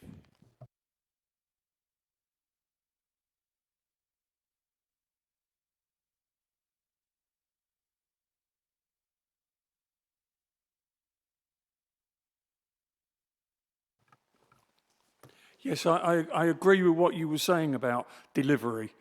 Yes, we do need people to deliver things to us. And I'm not against that at all. And I'm not actually against where it is. I'm just against the time frame that they're looking at using it. I certainly also agree with Councillor Taylor there. We should be, if we've got to use those very large lorries, using them perhaps between 8 and 6, but not 24 hours a day, 7 days a week. That would be absolute misery for the people who live anywhere near there. I'm sure of that.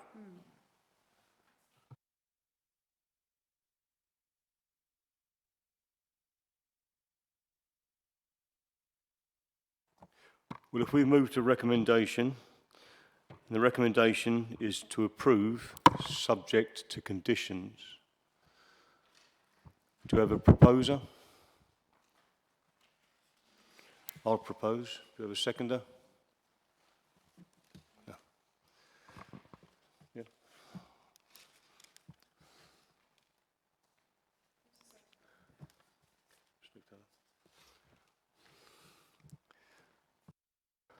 And hands up for those that are against.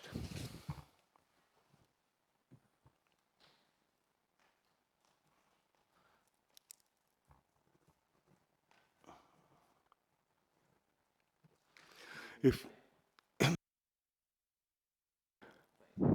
we can move to an alternative recommendation.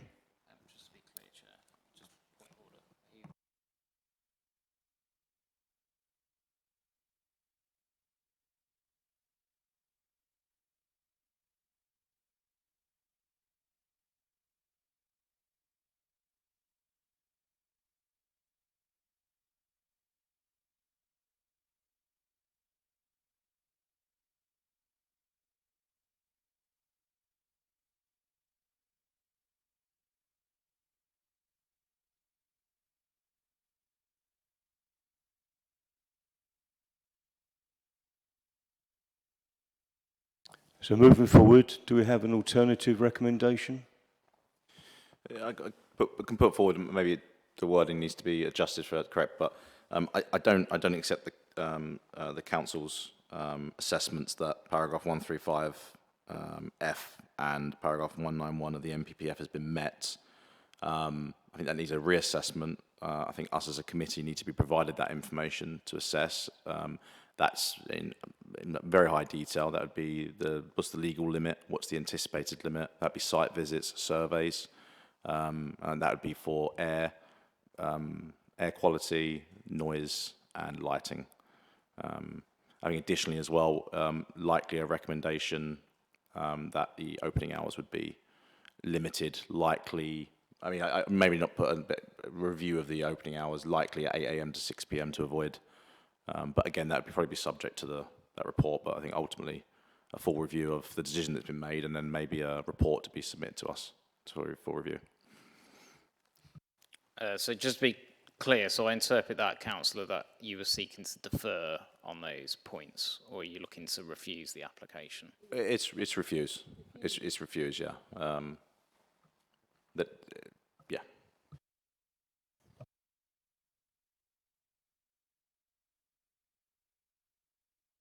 But if you're asking for an alternative recommendation that we need to provide as part of the refusal, that would be it. Yeah, so I think, Councillor, that you're asking for more information, so I suppose that's useful for the applicant if they were to submit another application, so that they will have heard that.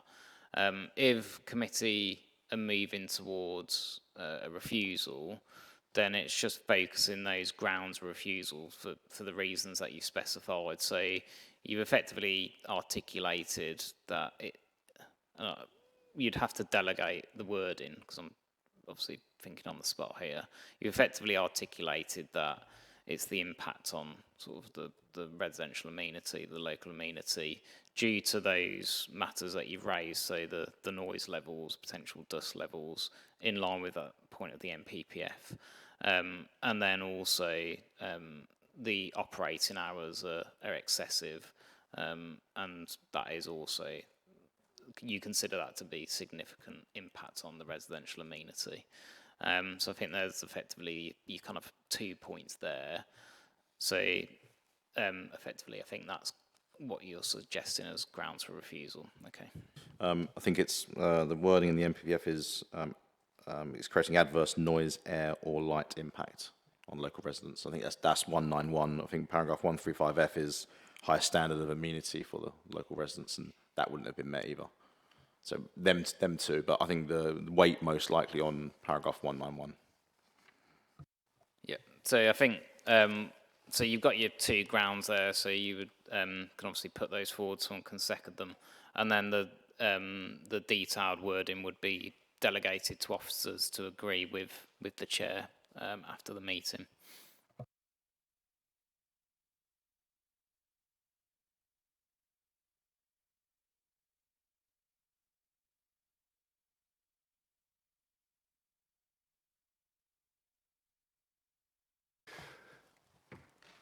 So, Councillor Fuller, if you want to put that forward as your proposal, and then we'll find a seconder. James McIntosh. Please. Oh, okay. Chair does. Chair wants you to articulate it. Yeah.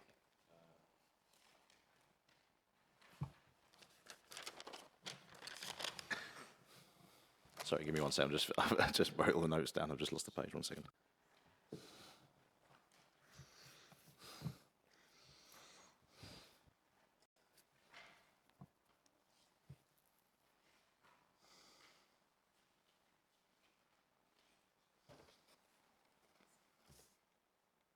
Yeah, I can't find the notes, but essentially the proposal is to reject based on MPF paragraph 191, adverse effect on the residents for light, air and noise, and then it was paragraph, was it 131F?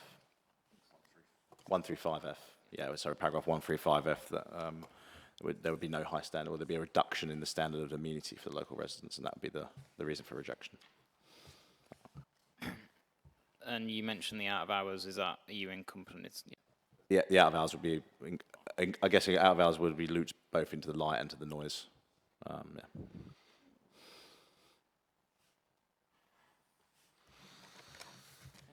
So, does someone second that?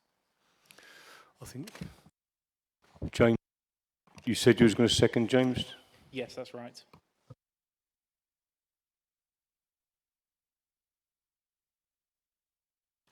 Then if we move to the vote, those that are in favour, please raise your hands.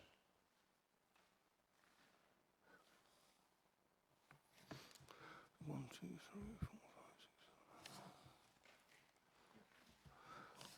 6, 7. And I'll vote against. Thank you.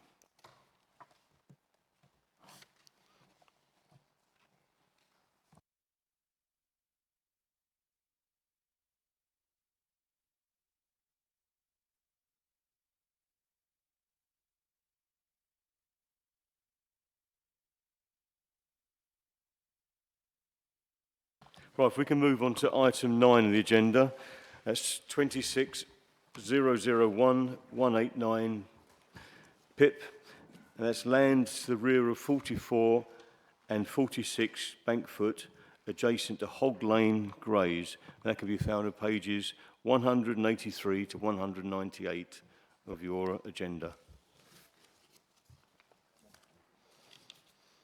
Can I ask Michael Akinola to present the report?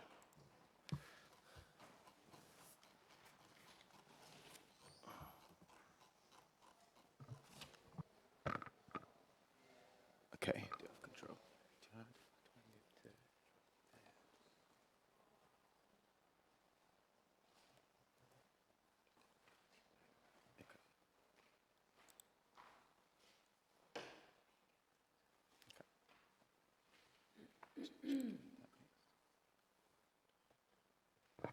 Okay.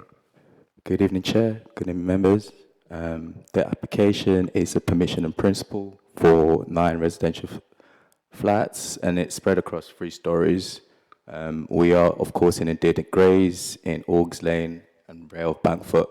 I think just before I sort of begin the application in detail, thought it'd be kind of reasonable to explain this sort of application and how it's dealt with. In essence, the first stage is the permission in principle, which is what members have been asked to consider this evening. At this stage, obviously members have been asked to consider the principle of development, including the land use, location, and amount of development. The second stage, should permission be granted, is the technical detail consent stage, where matters such as access, layout, appearance, ecology matters, landscaping, and considered in detail.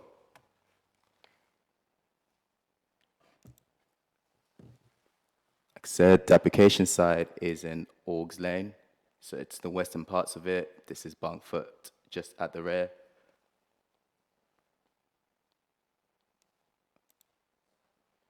Again, this is just an aerial image with more details.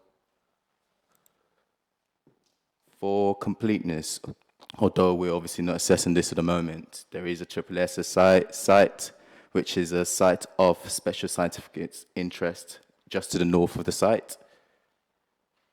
And similarly, there is obviously a local landscape like Y site, which is again to the north, west, and forward to the north as well. This is the site plan of the site. Again, you can see it within an aerial view.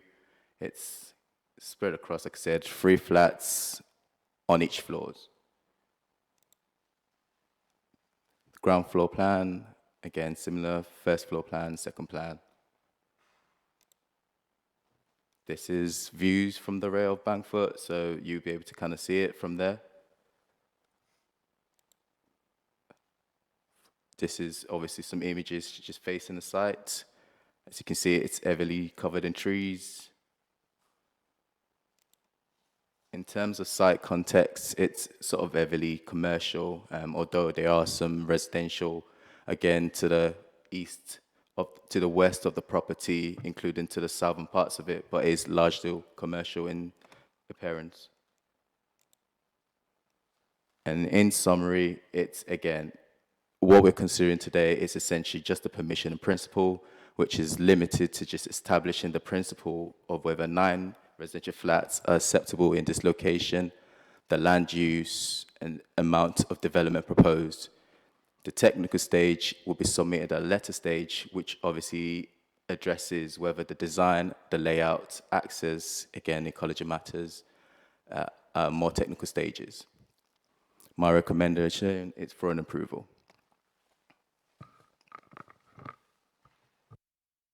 Thank you for your report. We have a statement of support from Afroz Khan.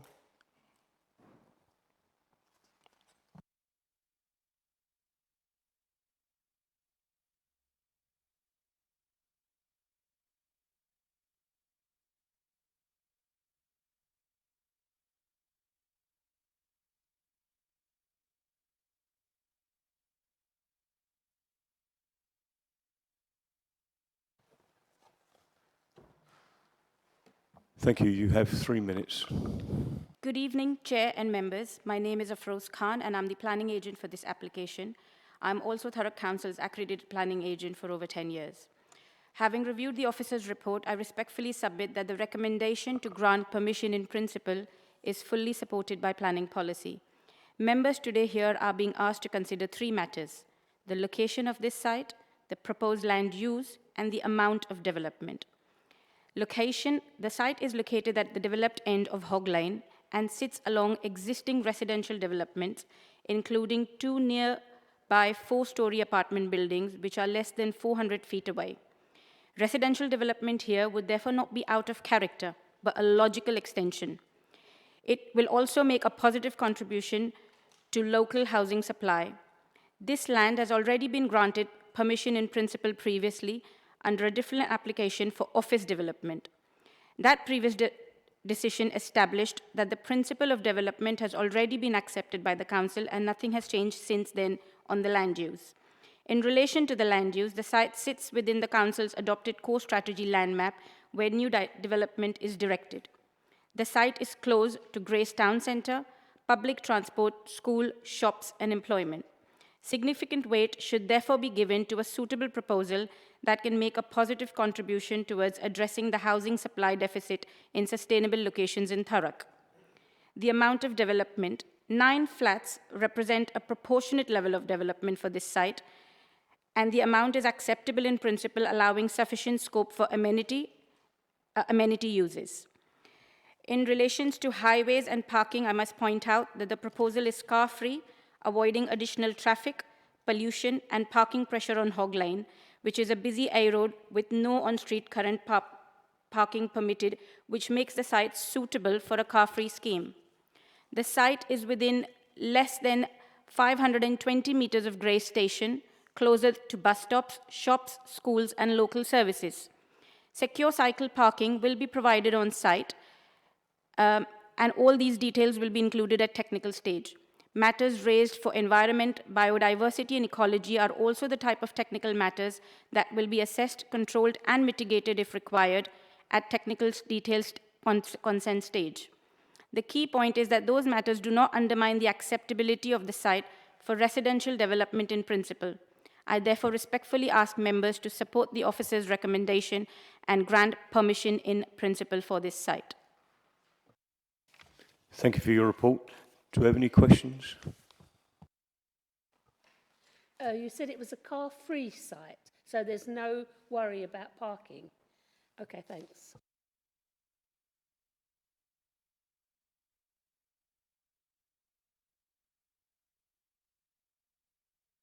Councillor Fuller.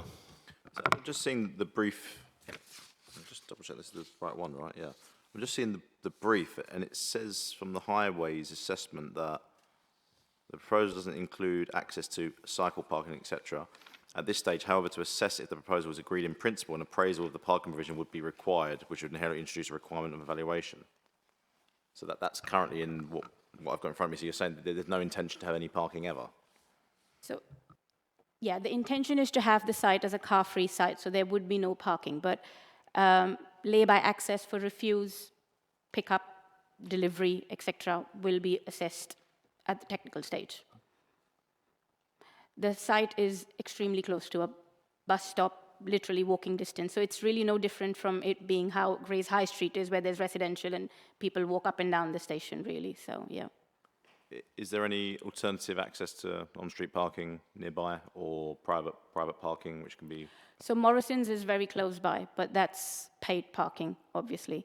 But no, otherwise, no. I think the intention with this site is to promote a car-free scheme, just like how London is and how the world is moving towards in terms of sort of avoiding pollution, etc.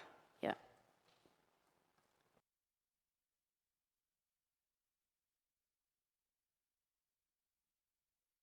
Any further questions? Thank you. You may sit down. Any questions of the planning officer?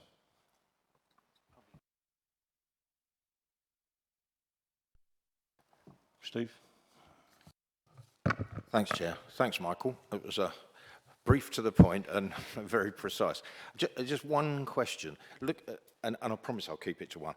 Looking at the photograph you showed from Bankfoot, that it's a very elevated site above that. Yeah, that's correct. So obviously you would have looked at that and kind of just considered, I don't know how close that is. Does it have an impact on those houses or not? I mean, again, at this stage, we can't really consider those issues. Yeah, it will be the technical matters.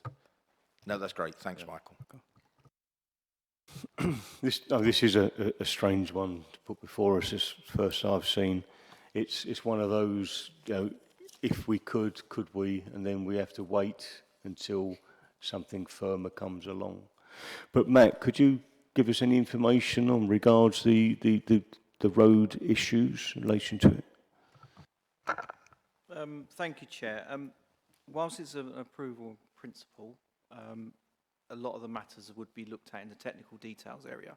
However, as correctly identified, you would need to be able to demonstrate that it would be acceptable in terms of parking provision and stuff like that. The applicant has put forward evidence to suggest that this site would be a car-free development, and as you've heard from the speaker, in line with London and other areas, urbanised areas as such. Couple of points to make on that. First off is the council's parking standards is quite clear on what we consider to be accessible and low accessible, medium accessible and high accessible.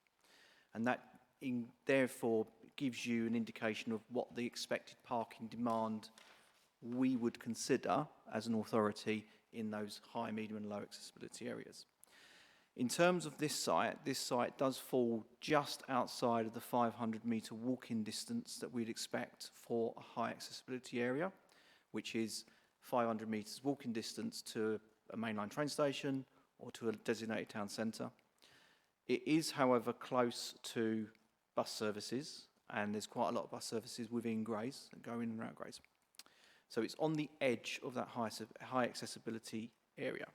We would be a bit more conservative and say we would consider this to be a medium accessible area rather than a high accessible area.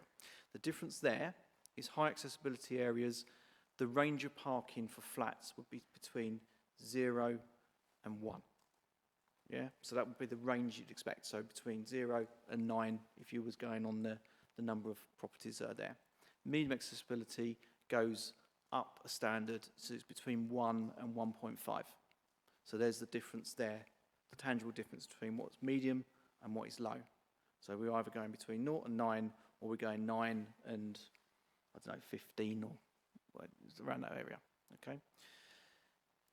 Quite interesting was mentioned about car free.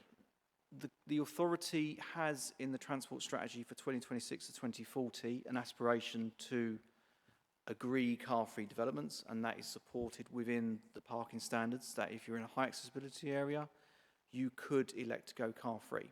However, because the council does not have an up-to-date local plan, we cannot accept car-free developments at this current time. Okay?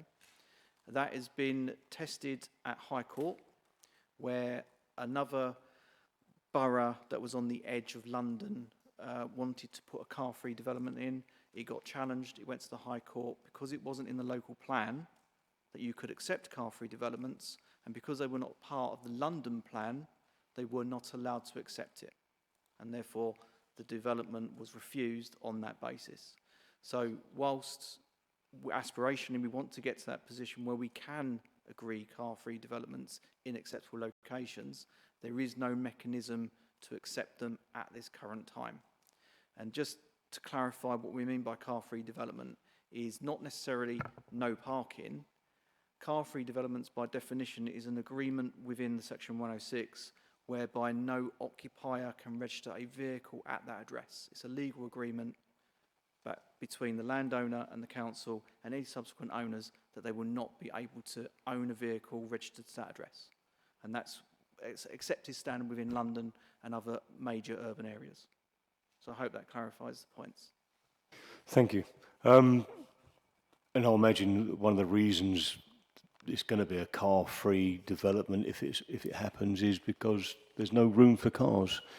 So this is a busy road, a main route in and out of Grays. What's going to happen with things like waste collection causing obstruction to that road? Also, perhaps fire and rescue if they have to, because they can't get off the road to deal with anything there, can they? They're going to be blocking the road for a period of time. Yes, thank you, Chair. Obviously, this is approval in principle, so that a lot of that issues will be dealt out and teased out in the technical aspect of it. It really comes down to whether or not, as members, you would accept the zero parking allocation. If you were minded to accept that there needed to be an element of parking on the site, then that opens up the aspect of whether an access would be formed on that. But again, that would then form back into that technical aspect of the application, not this current application.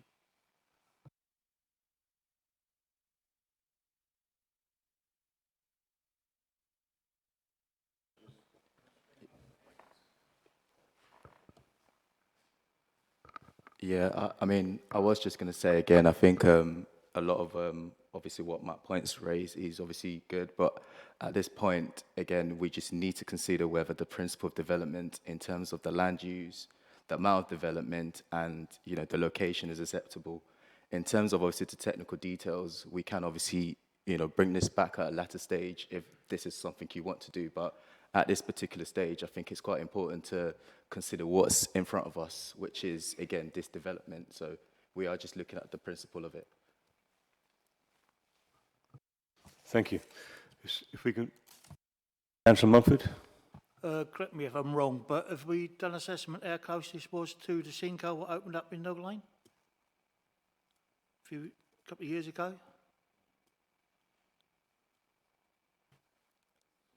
Again, I'm not too sure about that, but in terms of that, we can't assess that at this stage.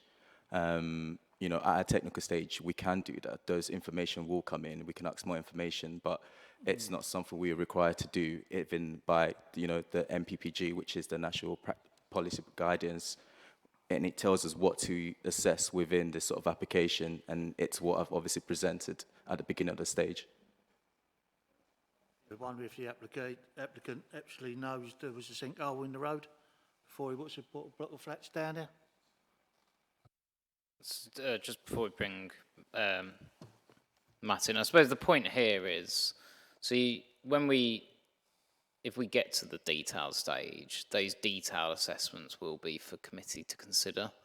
So it's quite easy for us to kind of go down the sort of cataclysmic, all these different factors, but ultimately it's actually irrelevant at this point, because what you're saying is, in theory, could you develop here? Well, the officer view is, well, yes, in theory, but there might be a million different reasons that you can't, but we'll have to deal with that later.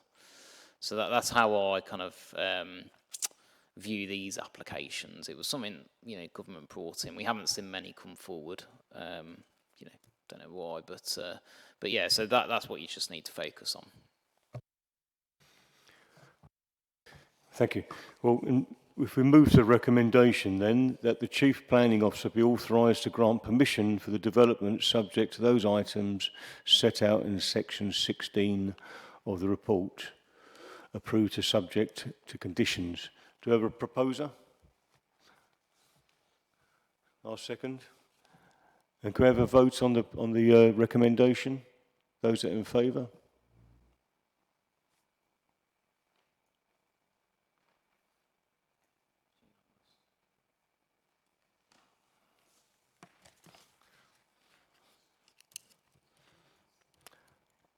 The recommendation is carried, and that is the end of tonight's work. So thank you all very much for being very attentive, asking some brilliant questions, and may you all go home safely. Thank you. And the time is now, by my watch, 10:44. Thank you.